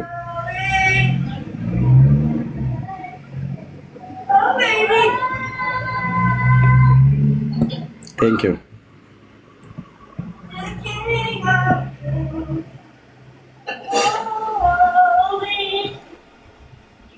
ገድለ ገብረ መንፈስ ቅዱስ ላይ ጎጃሜ ቡዳ ነው ይላል። አንሱልን ብለን ጠይቀናል። እስከ መቼ ነው ቡዳ እየተባልን የምንኖረው ብለን ጠይቀናል። ማን ላይ ነው የሚለው? ገድለ ገብረ መንፈስ ቅዱስ ላይ ጎጃሜ ቡዳ ነው ይላል። አንሱልን ብለን ጠይቀናል። እስከ መቼ ነው ቡዳ እየተባልን የምንኖረው ብለን ጠይቀናል። አልሰጠን። እስከ ዛሬ ድረስ ያነሳልንም የለም የትልም ያለልን በቃ እንደገና ጥቁር እኔ ጥቁር መልበስ ነገርም ነገር ያኔ ነጭ ልብስ ነው የለበስኩት። አልለብስም ጥቁር። ምን ተፈጠረ ብዬ ነው ጥቁር የምለብሰው ብያለሁ። ከዚህ በፊትም ይህንን አንስተህብኝ ጥቁር ልበሱ ተባለ። እስቲል ያስቀኛል። ምን ነው የጎጃም አልተለበሰ ጥቁር? ፓትሪያርክ ሹመዋል። አሁንም ፓትሪያርክ አለ ጎጃም። ድሮ አልነበረም ፓትሪያርክ። ፓትሪያርክ ሊቀ ጳጳስ ነው ወይስ ፓትሪያርክ? ፓትሪያርክ ፓትሪያርክ ከአቡነ ማትያስ ሌላ? አዎ ጎጃም ላይ ምን አሉ? ቅባት ሃይማኖት ነው። እኛ ሰምተን አናውቅም። ቅባት የሚባል ሃይማኖት የምን ቅባት ነው? የአርቲስት ማህሙድ አህመድ ባለቤት ናቸው ወይዘሮ እጅጋየሁ። ምን አሉ? የኦሮሚያው ሲኖዶስ መንበረ ጴጥሮስ የሚባለው በባለፈው ራሳችንን ችለን ሲኖዶስ እንመሰርታለን ብለው ሲሉ ኦርቶዶክሳውያን ፀጉራችሁን ተላጩ፣ ጥቁር ልበሱ ከዳር እስከ ዳር ብለው ደወልደዎች ምን አሉ? አመፅ ሁሉ ተነሳ። ብዙ ህዝብ ሞተ። ጎጃም ሀገር ላይ ግን ቅባት የሚባል ሃይማኖት ተፈጥሮ ጳጳስ ሾመዋል እና ለዛን ጊዜ ለምን ጥቁር አልተለበሰም እያሉ ነው። ልብ በሉ። መንበረ ተክለ ሃይማኖት፣ መንበረ ማርቆስ፣ መንበረ ሰላማ፣ መንበረ ጴጥሮስ የሚባለው ማለት ነው። ተወራርዶ የመጣ ሐዋርያዊ ቅብብሎሽ ውየ ሰዎችን ከዛ ደውዬ አነጋግረ እኔ ቤተክርስቲያን ይመለከተኛል፣ ያመኛል። ሚዲያም ላይ ወጥቼ ጽፌያለሁ። እባካችሁ አባቶች፣ አረ ቤተክርስቲያናችሁ ወዴት እየወረደች ነው? ምን የፌስቡክ ይላል። ይህንን ነገር እባካችሁ አንዳርጉልን ብዬ ደብዳቤ ጽፌያለሁ። እንዳውም አስታውሳለሁ እኔ ሄጄ አነጋግራቸዋለሁ ብሎ ፋንታውን ውጭ ከሌላ ጋር ተልኮ ሂዶ ነበር። ሰው ነው ያባረሩት። ማለት ወይዘሮ እጅጋየሁ ማለት በተሟላ ሁኔታ እንዲመልሱ ብዬ ነው። ግራ ስለገባኝ ነው። የኢትዮጵያ ኦርቶዶክስ ተዋሕዶ ቤተክርስቲያን አንድ ፓትሪያርክ አላት። በየቦታው ጳጳሳት፣ ሊቀ ጳጳሳት አሉ። የተቋሙ አደረጃጀት አለ። ፓትሪያርክ ግን አንድ ፓትሪያርክ ነው ያላት። ብፁዕ ወቅዱስ አቡነ ማትያስ ይባላሉ። ከሳቸው ውጭ የኢትዮጵያ ኦርቶዶክስ ተዋሕዶ ቤተክርስቲያን ሌላ ፓትሪያርክ በፓትሪያርክ በሚል ስም አለ እያሉኝ ነው። ማለት እኔ ገረመኝ እያልኩህ ትግራይ ያለው መንበረ ሰላማ እንኳን ሌላ ፓትሪያርክ አላደረገም። ባይዘው ፓትሪያርካችን አቡነ ማትያስ ናቸው። አልተነገረማ። አቡነ ሳዊሮስ ጳጳስ ነው የሾሙት። ፓትርያርክ አልተሾመም። ትግራይ ጳጳስ ነው የሾሙት። 10 ጳጳሶች ተሾመዋል። ወደውም አይደለም፣ ፈተና በዝቶባቸው ነው። አቡነ ሳይሮስም ፈተና በዝቶባቸው ነው እንዳይመረጡ እሳቸው የሚደረግ። ከዛ በፊትም በአቡነ አብርሃም ጋር ተወዳድረዋል። ሰምተህ የለም እንዴና አቡነ ጴጥሮስ ሁሉ ሲሰድቧቸው ምንም የማያውቁ ሀይም እያሉ እንደ አልተፈተኑ። ፈተና ሲበዛብን ስለጎደል ነው ስላነስን ነው ብለው ያንን ቢያስተካክሉ መዳት የለም። ግን ጎጃም ላይ ይኸውልህ ፓትርያርክንም ላሳዩ ይችላል። የጎጃም ፓትርያርክ እኚህ ናቸው። ፓትርያርክ ትልቁ ፓትርያርክ ናቸው። እኛው ጳጳስ ናቸው። አሁንም ፓትርያርክ ናቸው። አሁን ምን ተባለ? ቅባት እነሱ ቅባት ሃይማኖት ነው። ድሮ የለም ቅባት ሃይማኖት ነበር አይደለም እንዴ? ማለት መቼ ነው ሹመት የተደረገው? አሁን በአቡነ ማትያስ ጊዜ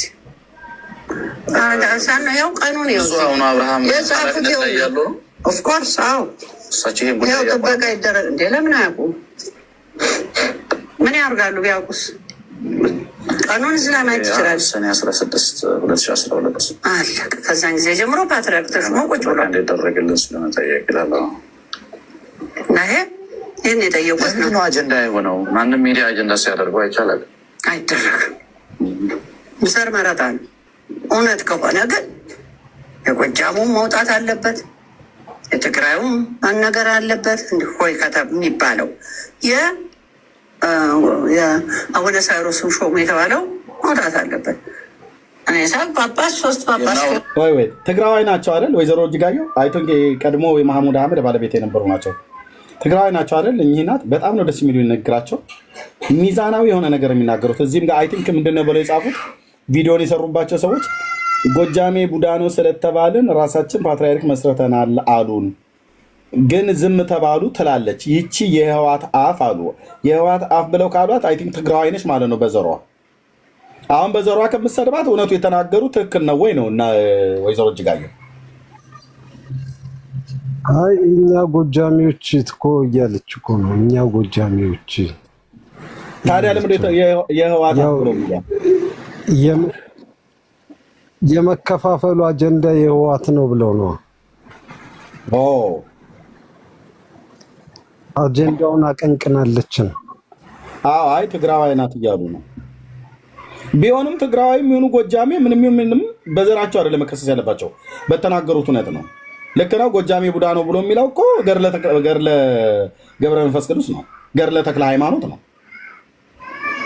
አይልም ብሎ የሚል ሰው ሲምጣና ይናገር፣ እኛ እናወጣዋለን መጽሐፉ ስላለ ማለት ነው።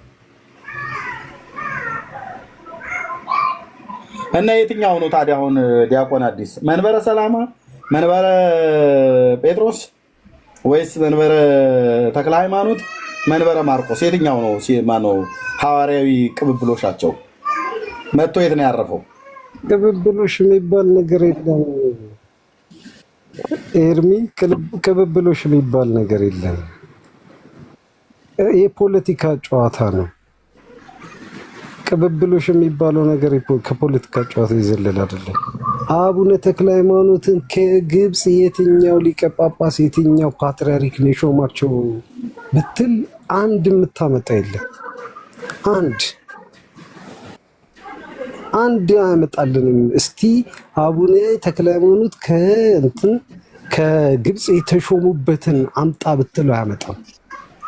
ለምን? እሳቸው ራሳቸው እኮ ከሰማይ ነው፣ ቅድስት ሥላሴ ነው፣ 3 ሥላሴ ናቸው ሾሙ 3ቱ ብለው ወርደው ወደ ምድር ወደ እኔ መጥተው ሾሙኝ ብለው እኮ ተናግረዋል እኮ እሳቸው ራሳቸው። ከሰማይ ነው የተሾምኩት መሬታዊ ሹመት አይደለም የኔ ቅስና ብለው ተናግረዋል እሳቸው ራሳቸው። ይሄ ከዚህኛው እውነት ጋር ይጋጫል። ስለዚህ ቅብብሎሽ የሚባል ነገር የለም። ዛሬ አዲስ አበባ ያለው ሲኖዶስም ሆነ አዲስ አበባ ያለው መንበረ ፓትርያርክ ምንም አይነት ግንኙነት ከግብፅ ቤተክርስቲያን ጋር የለውም። አንደኛ ስሙን ማን ብሎ ይጠራዋል ካልከኝ ራሱን መንበረ ተክለ ሃይማኖት ብሎ ይጠራል ራሱን። መንበረ ተክለ ሃይማኖት ደግሞ ከግብፅ አይደለም፣ ከእስክንድርያ አይደለም፣ ከሰማይ ነው የሚለው። ከሰማይ ነኝ ነው የሚለው። መንበረ ተክለ ሃይማኖት። ሁለተኛ ደግሞ ይሄ ኢትዮጵያ የመጀመሪያውን ፓትርያርክ ስትሾም አቡነ ባስልዮስን 1954 ዓ.ም ስትሾም ምንፍቅና ነው ብለው ለይተዋል። እስክንድሪያ አቡነ ቄርሎስ አራተኛ እና አቡነ ቴዎፍሎስ ሄደው ተከራክረው ተሟግተው አሳምነው 1953ቱን መጽሐፍ ካለህ መጽሐፍ ቅዱስ የታተመበት ምክንያት እኮ ኢትዮጵያ የራሷን ፓትርያርክ መሾም አትችልም ብለው ሐዋርያት ጽፈዋል ብለው ግብጾች ክሌም ስላደረጉ አፄ ኃይለ ሥላሴ ከግሪክ አስተርጉሞ አመጡ። የትኛውን መጽሐፍ? 1953 54ቱን መጽሐፍ። ከዛ ሲታይ የለም በቃ እንሾማለን ብለው ሄደው ተሟግተው የግብጽ ቤተክርስቲያን እሺ ብለው ተስማሙ እና አቡነ ቄርሎስ። ከዛ አቡነ ባስልዮስ ከተሾሙ በኋላ ደግሞ ማለት ነው መሾም የለባችሁም ትክክል አይደለም ብለው መልሰው እኮ አውግዘዋል እኮ። ትክክል አይደለም፣ ይሄ ምንፍቅና ነው። የኢትዮጵያ ኦርቶዶክስ ተዋሕዶ ቤተክርስቲያን ተብሎ የተመሰረተው የኢትዮጵያ ሲኖዶስ ምንድነው? ምናፍቅ ነው፣ ከኛ አይደለም ብለው አውግዘዋል። የግብጽ ሲኖዶስ አቡነ ቄርሎስ አራተኛ ማለት ነው። ምንም ይሄ እኮ ምንም የማያጠያይቅ ነገር ነው። እሺ በየት በኩል እናገናኘው ሰክሰሽኑን? እሺ እንዴት አድርገን ከእስክንድርያ ጋር እናገናኘው? አቡነ ተክለ ሃይማኖትም ከሌሉበት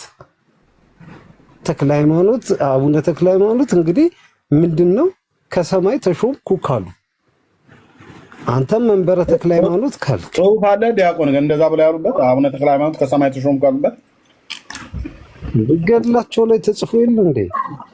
ኦኬ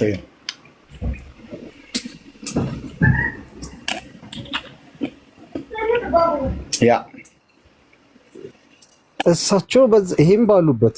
ሁለተኛ ደግሞ ፓትርያርክ ስንሾም አይ ለይተናል ከኛ አይደለም ግብጾቹ ባሉበት ሁኔታ ላይ ተነስተን እንዴት አይነት ሰክሰሽን እናወራ?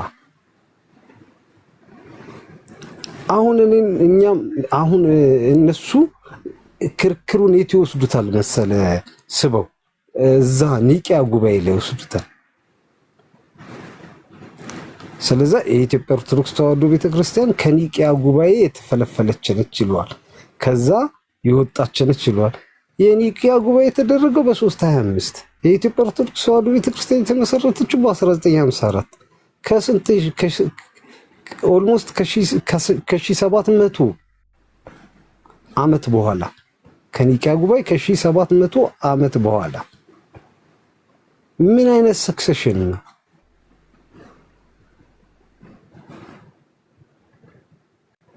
ይሄንን እዚህ ጋር መጥቶ መከራከር አይፈልግም አይደለ? ስለዛ እዛ እናትናሽስ ጋር ምናምን ነው የሚከራከር። ክርክሩን የሚያደርገው ወስዶ እዛ እንትን ይሄ የእስክንድሪያ ኮፕቲክ ቸርች ማለት ነው ወይም ኢጂፕሽያን ኮፕቲክ ቸርች ላይ ነው ክርክሩ የሚያደርጉልህ። እዛ ጋር እንዲያጠነጥን እዛ ጋር እንዲቆም ነው የሚያደርጉልህ። እና ወደዚህ 1954 ላይ የተመሰረተው ሲኖዶስ ከየት መጥቶ ነው ሐዋርያዊ ቅብብሎሽ ያለው? እሺ ጳጳሳቱ ከግብጽ ስለተሾሙ የተሾሙት ከግብጽ ነው እንቀበላለን፣ ግን አወገዟቸው። ለምንድን ነው እንግዲህ በ325 ፓትርያርክ ነበር አይደለ? እንግዲህ ሊቀ ጳጳስ ነበረ እንትን አሪዮስ። እሱም አፖስቶሊክ ሰክሰሽን አለው ማለት ነው። ከተወገዘ በኋላ ሰክሰሽኑ እዛ ጋር አቁሟል አይደል? ያ ስለዛ የኢትዮጵያ ኦርቶዶክስ ተዋሕዶ ቤተክርስቲያንስ በ1954 ዓ.ም ከተወገዘች በኋላ ለምን ሰክሰሽኑ እሱ ጋር አይቆምም? ይለያል። ልዩ አሰራር አለው። ያ እዚህ ጋር ይመጣልን፣ ቢሞት አይመጣልን። እዚህ ጋር መጥቼ እከራከራለሁ የሚል ሰው ካለ ይምጣ፣ አኬ ይምጣ፣ ይዋድ ይምጣ። እዚህ ጋር ቆም የሚከራከራለሁ የሚል ካለ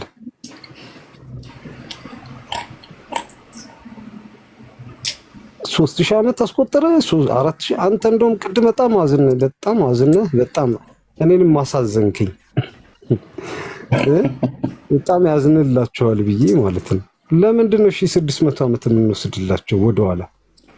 ለምን 50 ዓመት ወደኋላ እናወራ? ኤርሚያውን ሰላም ናቸው ወይ? ሰላም ልበላችሁ እየነዳው ስለነበረ ነው። ዲያቆን ሰላም ብያለው። ዳኒ ተኝቷል መሰለኝ፣ ቅድም ጀምሬ እየሰማኋቸው ነበር። ተባረኩልኝ። አው ኤርሚ ስለሚያዝን ነው እንግዲህ 1500 የሰጣቸው እሱም ስለነበረ እዛ ላይ ስለነበረ እንጂ እውነትህን ነው ዲያቆን፣ አንተ ያልከው ነው። ምን እኛ ራሳችን እያወቅን እኮ ከዚህ ልኮነ አይ ቲንክ እኔ ስለምበልጣቸው አታስተውሷቸው መሰለኝ። አቡነ ተክለ ሃይማኖት በነበሩ ጊዜ ቢጫ የሚለብሱት ማለት ነው። እና እዛ አካባቢ እኮ ነው እንዲሁም የተሰጣቸው ማለት ነው። ያው ኦፊሻል የሆነ የኢትዮጵያ ኦርቶዶክስ የተባለው እና እየገላለጣችሁባቸው ነው። በነገራችን ላይ እግዚአብሔር መልካም ነው። ኤኒዌይስ እኛ ጴንጤዎች ሲወርድ የመጣው እምነታችን ከሐዋርያቶች ነው። እኛ ነን። አሁን ባለፈው ትላንትና የሆነ ቤት ገብቼ እናገር ነበር እንደዚህ አይነት ነገር። በመጀመሪያ እኔ ቤት ገብቼ ሰብክ ነበር እና ስለ ጌታ ኢየሱስ ክርስቶስ ብቻ የእግዚአብሔር ልጅ እንደሆነ በእርሱ በማመን እንደሚዳን እየተናገርኩኝ አንድ ሰው ከታች ምን ይለኛል? በስንዴ የገባ ሃይማኖት ብሎ የሆነ ነገር አለኝና እግዚአብሔር እዛ ጋር አንድ ነገር አሳየኝ። የሚገርማችሁ ነገር ይኸው እኛ የምንድነው ኢየሱስ ክርስቶስ የእግዚአብሔር ልጅ እንደሆነ በማመን ብቻ ነው በሚለው ሐሳብ ላይ እና ያዕቆብ ጋር ወሰደኝ። ያዕቆብ ደግሞ እውነት ነው። ያዕቆብ የሚለው የጽድቅ ስራ የምንሰራው ለመዳን ሳይሆን ስለዳንን ነው። የኛ እምነት ያው የሆነበት መንገድ ያመነው ጌታ ኢየሱስ ክርስቶስ ያው የሆነው የምንሰራውን ስራ ስለዳንን የምንሰራውን ስራ ኤፌሶን ላይ ያለውን 2 ቁጥር ላይ ምዕራፍ 8 ላይ ማነው ምዕራፍ 2 ቁጥር 8 እና 7 10 9 ስንመለከት በስራ አይደለም በእምነት ብቻ ነው ብሎ ግን መልካሙን ስራ እንሰራ ዘንድ በክርስቶስ ተፈጠረን የሚል ሐሳብ እዛ ውስጥ አለ። ስለዚህ ያመነው እኛ መልካሙን ስራ ለመስራት ነው በሚል የስንዴው ነገር ሲመጣ ምን አረጉ? እነዛ ሰዎች ስንዴ ይዘው የመጡት የረዱን ሰዎች እኛ ልንሞት ስንል በረሃብ ልናልቅ ስንል አይተው መጡ። ምን ይዘው? ስንዴ ይዘው መጡ። ስለዚህ እነዚህ ሰዎች ፕሮቴስታንቶች ናቸው፣ ጴንጤዎች ናቸው። አብዛኞቹ በራሳቸው ወጪ ግድ ብሏቸው ሰው ይሞታል ብለው ከሩቅ ሀገር በመርከብ ስንዴ ብቻ ሳይሆን ዘይትም ብርድ ልብስም ይዘው መጡ። ሰውየው እዛ ያለ ነው እንግዲህ ይህንን እየሰበኩ ነበር።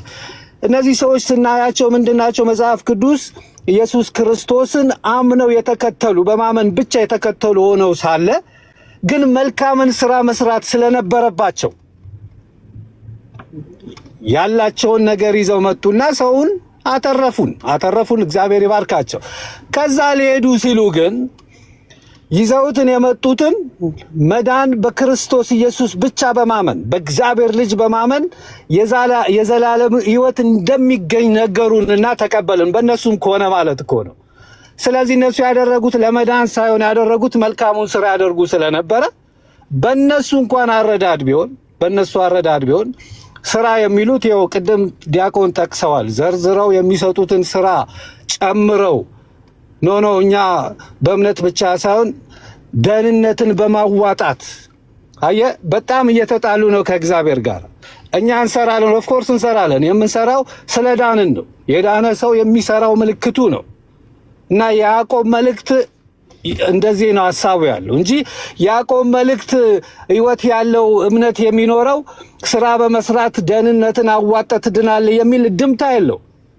ስለዚህ እነዚህ መድብላውያን ናቸው። እነዚህ ሰዎች እግዚአብሔር የደህንነትን በክርስቶስ ተፈጸመ ብሎ በመስቀል ላይ የሰራውን ስራ ኖ የማይበቃም እኛም ደህንነትን እናዋጣለን ብለው ከእግዚአብሔር ጋር እየተጣሉ ነው። በነገራችን ላይ በጣም ሲሪየስ የሆነ ነገር ነው። ሃይማኖታዊ ይመስላል፣ መልክ ያለው ነገር ይመስላል፣ ግን ከእግዚአብሔር ቃል ጋር ዳይሬክት የሚጋጭ ነው።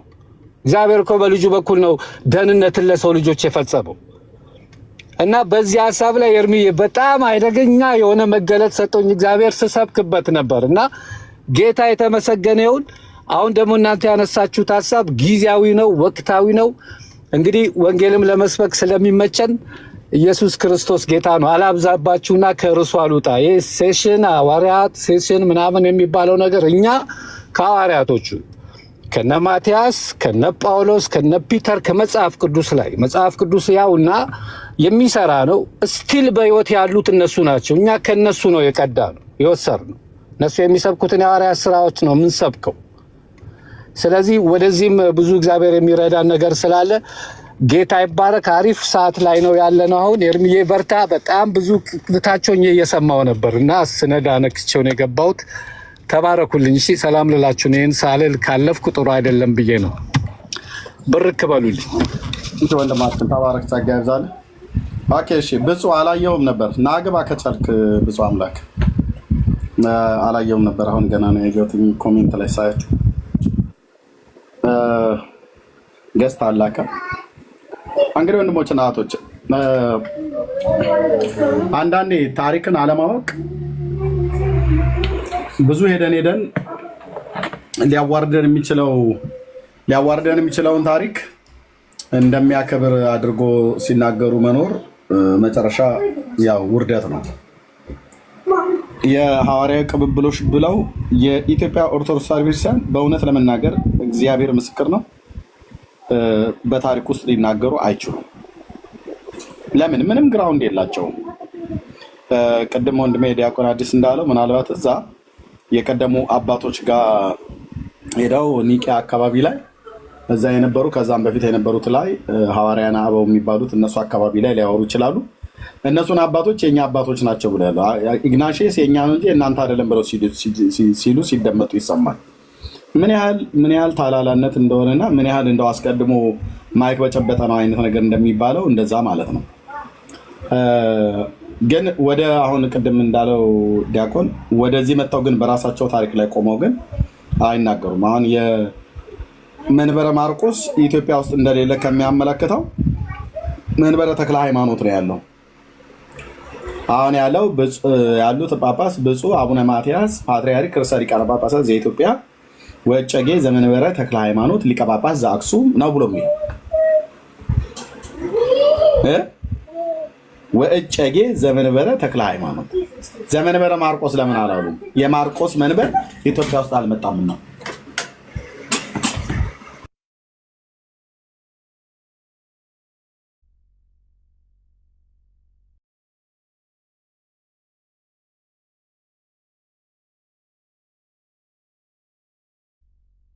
እሺ የማርቆስ መንበር ኢትዮጵያ ውስጥ አልመጣምና ማለት ነው። ቢመጣ ኖሮ ብፁዕ ወቅዱስ አቡነ ተክለ ሃይማኖት ፓትርያርክ ርዕሰ ሊቃነ ጳጳሳት ዘኢትዮጵያ ወእጨጌ ዘመንበረ ማርቆስ ነበር መባል ያለበት። ግን ማርቆስን የምታገኘው ጎጃም ሄደህ ነው። ደብረ ማርቆስ በመንበር አታገኘው። ዘመንበረ ተክለ ሃይማኖት እንጂ ዘመንበረ ማርቆስ የሚባል የለም። ስለዚህ ከእስክንድሪያ ዘመንበረ ማርቆስ የመጣች እንደው ሐዋርያዊ ሰንሰለቱን ጠብቃ ወርዳ ተወራርዳ እኛ ጋር የደረሰች ምናምን ነገር ብላችሁ አትበሉ።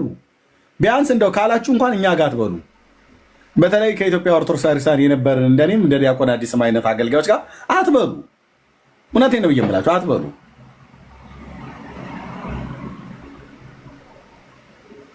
ታሪካችሁን የማያውቅን ፔንቴ ልታሞኝ ትችላለህ። ከዛ ውጭ ግን የተጻፈው እርስ በርስ የሚጣላ ታሪክ እርስ በርስ የሚጣረስ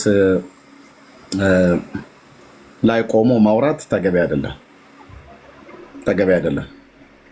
ስለዚህ ጌታ ኢየሱስ ይሻላችኋል ነው። እኛ መንበረ ማርቆስ በል፣ መንበረ ተክለ ሃይማኖት፣ መንበረ መሐመድ በል፣ መንበረ አህመድ አይጠቅሟችሁም። አንዳቸው መንበረ ተክለ ሃይማኖትን ብለህ ብትለው ኢየሱስ ክርስቶስን አይሰብክም። ኦኬ፣ ስለ ይኩን አምላክ ዳይናስቲ ነው የሚያወራ። ያ የዶሮ ጭንቅላቷ እንዳትረሳ። ዶሮ ጭንቅላቱ እኮ አይበላም ራሱ አይደል? የዶሮ ጭንቅላት የዶሮ አንገት ምናምን ነገር ሲበላ አውቃለሁ።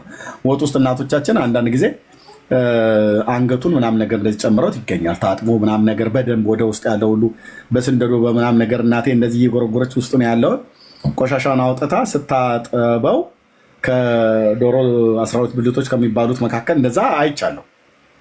የዶሮ ጭንቅላቱ ያውም ሳይጠበስ ሳይቀቀል ሳይንት ሳይል ማለት ነው። ገድለ ተክለ ሃይማኖት ነው።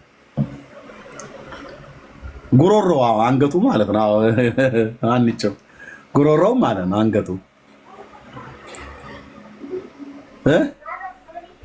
አቡነ ተክለ ሃይማኖት ላይ እኮ ሰራተኛዋ ምድጃ ላይ ጥላው ንጉስ ይኩኖ አምላክ እኮ አንስቶ ያልተጠበሰ ወጥ ያልተሰራ ያልተቀቀለ የዶሮ ጭንቅላት እኮ በልቶ እኮ የነገሰው ንግስና ነው። ከሰማይ ጵጵስናን አገኘው ብሎ ያለበት ነው። አስታውስኩትኝ ገድለ ተክለ ሃይማኖት ላይ ማለት ነው። ላውጣው እንዴ ላውጣው? የዶሮ ጭንቅላት ታፋ እግር ብላም ነገር ይውጣ። አረ ከሰማይ የሚለውን አውጣው። በመቤቴ በማን ልበል እንደው ለምዶብኝ ከዛው ነው ግድ የለም በማን ልበል። ኦኬ እንደው እባክህ ዘመንበረ ሰማይ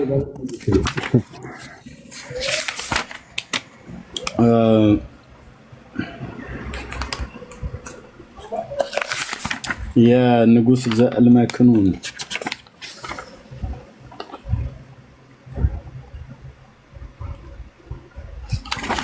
ኦኬ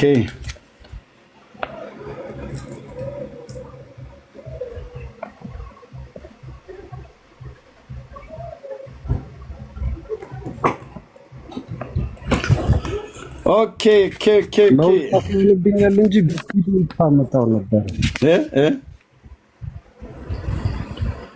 ስልክ ያ የምጠቀምባት አንድ ስልክ ስለሆነች መውጣት ይሆንብኛል እንጂ በፒዲኤፍ አመጣው ነበር። ኦኬ ችግር የለውም። ቆይ ኦኬ እዚህ አካባቢ ላይ ነው ያለው። ኦኬ ብፁዕ አባታችን ተክለ ሃይማኖት ቅዱስ ሚካኤል ኦኬ ምዕራፍ 25 ኦኬ ምዕራፍ 24 ወይ ምዕራፍ 25 ኦኬ እንደማና ተነፈረ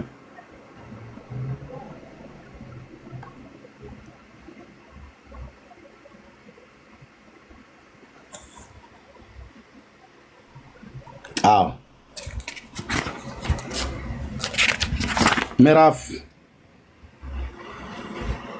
24 ሁሉንም ላንብበው አይደል? ምዕራፍ 24 ምዕራፍ 25 ምዕራፍ 26 ይነበባል። ኦኬ ገጽ ብሪፍ እንዲሆንልን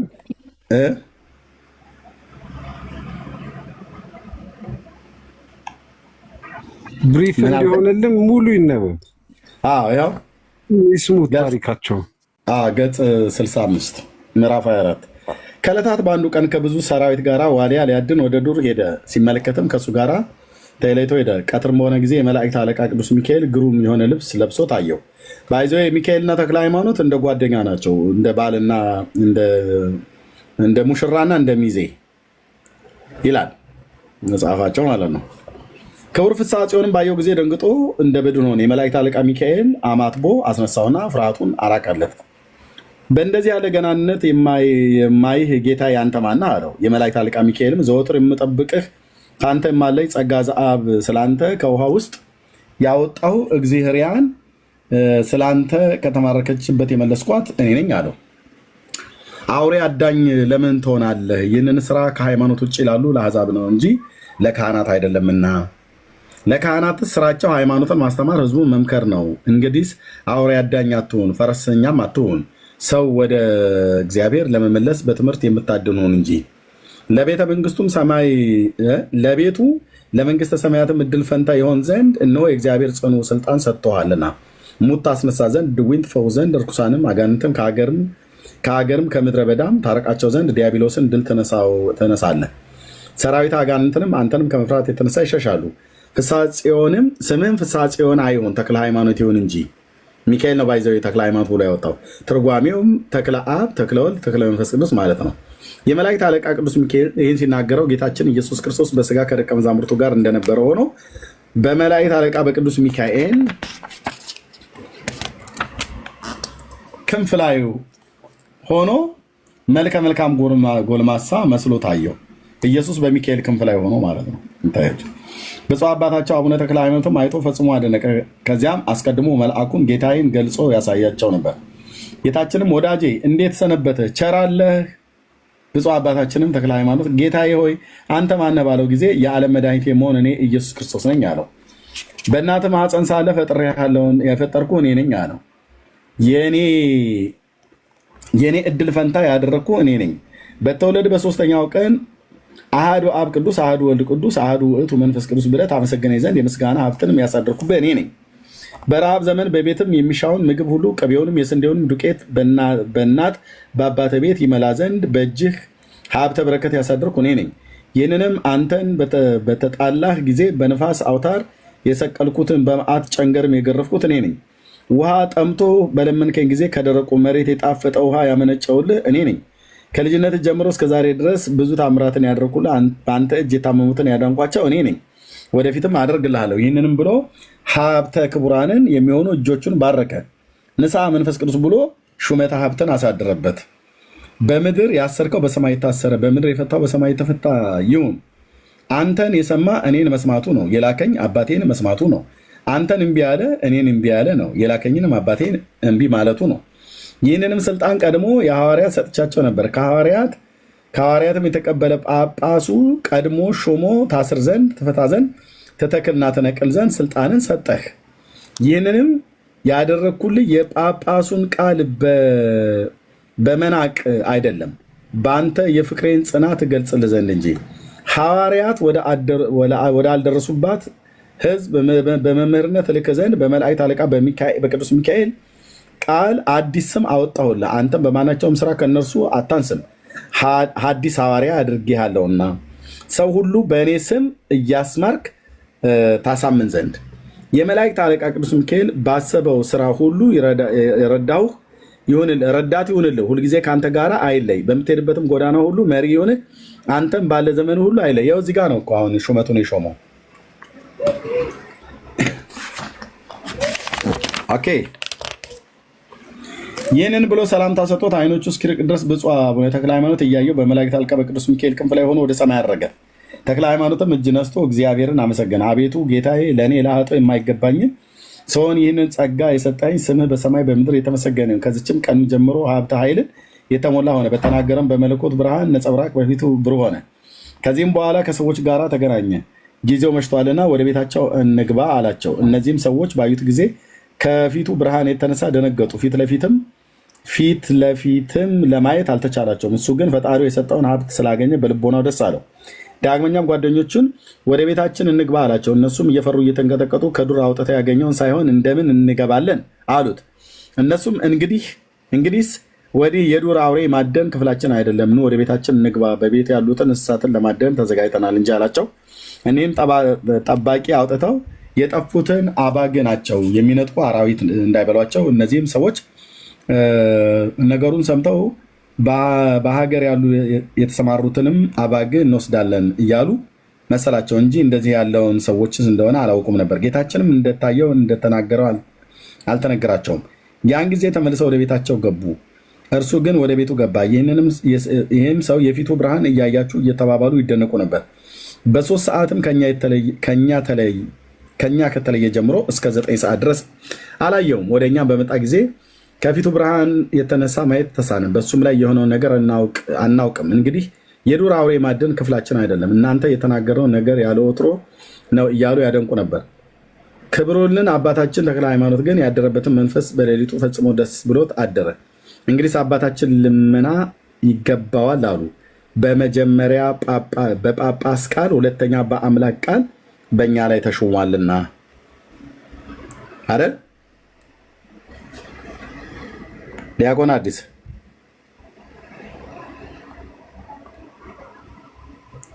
አላችሁ?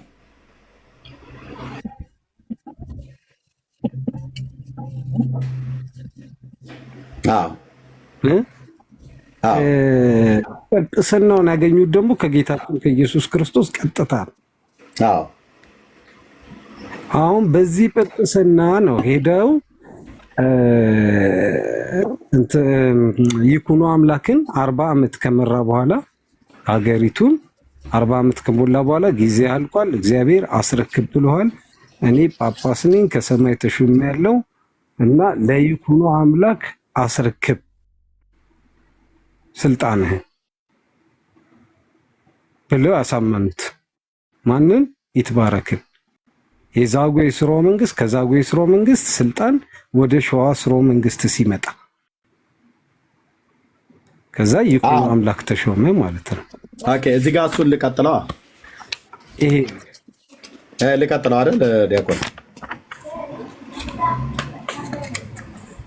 በዛው ዘመን ደግሞ የሚሾመው ጳጳስ ነበርና ንግስና የሚሾመው ጳጳስ ነበርና በዛን ዘመን ጳጳስ ሆነው ንግስናውን ይኩኖ አምላክን የሾሙት አቡነ ተክለ ሃይማኖት ናቸው።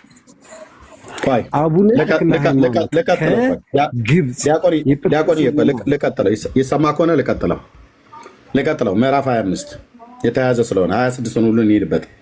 እንዲህም ሆኖ ሳለ ከዛ ትቀጥላለህ። ወደ ጳጳሱ ወደ አባ ጌርሎስ ሄደ። የሸዋ ሰዎች የቤተክርስቲያን ስርዓት እያፈረሱ የሐዋርያትን ትምህርት እንደለወጡ ሕፃናትን ሳይገርዙም እንደሚያጠምቁ ነገረው።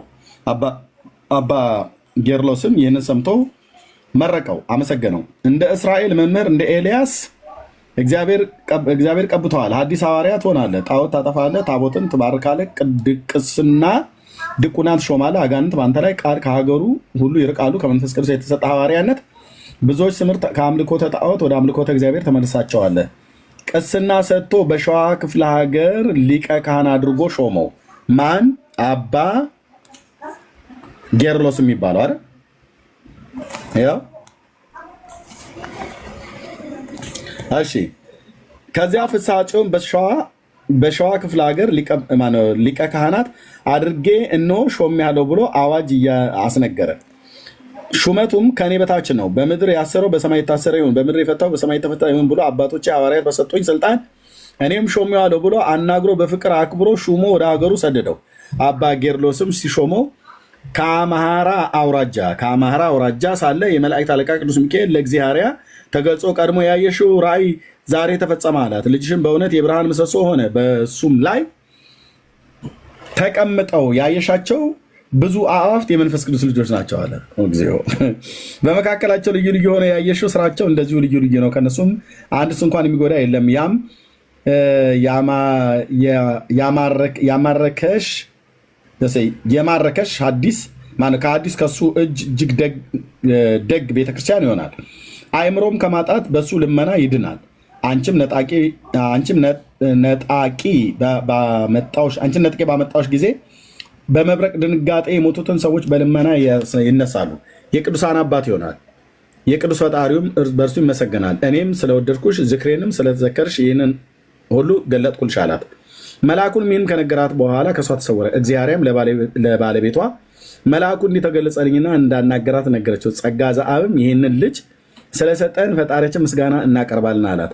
ፍስሐ ጽዮንም ተክለ ሃይማኖት ማለት ነው ከጳጳሱ ዘንድ ቅስና ተቀብሎ ሊቀ ካህንነትን ተሾሞ በብዙ ክብር ባለሟልነት ወደ እርሱ ተመለሰ ይላል። እናት አባቱን ባዩት ጊዜ እጅግ ደስ አላቸው። እንደ ልማዳቸው ለድሃው ሀገር ሁሉ ፕሮግራም አደረጉ ይላል። እግዚአብሔርም ልጄ ፍስሐ ጽዮን ቅስና የተሾምከው መቼ ነው አለችው። የተሾምኩት ቀን ነገራት። እኔ ይህንን አላወኩም፣ የመላእክት አለቃ ሚካኤል እንደዚሁ ነግሮኛል በማለት የነገራትን እርሱ ነገረችው። ኦኬ ከዛ እዚህ ጋር ማስታወሳለሁ። አንዴ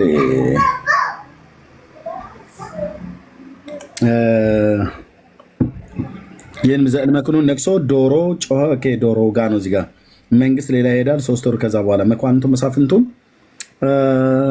እየፈራ እየተንቀጠቀጠ ተክለ ሃይማኖት በታለ ግርማ ቤቱ ደረሰ። ፈጽሞ መነኩሴው ገብቷል። እዚህ ነገር የሰራዊት አበጋዝ ዘእልመክኑ ጋ ነው ማለት ነው።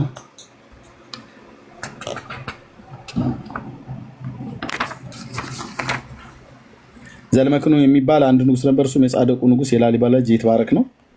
ኦኬ ከዛ አገዌ መንግስት ነበረ። ንጉስ ዘእልመክኑ በቤተሰቦቹ ወድቆ ሄደ። ሳማ አባታችን ተክለ ሃይማኖት ኦኬ የዶሮ ጩኸት ትርጓሜ ነገረው ነበር ያልተሻለኝ ማለት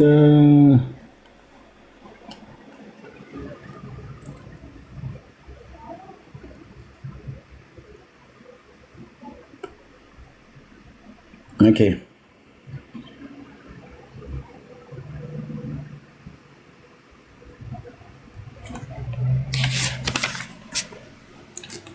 ኦኬ ቅርታዬን ገዛ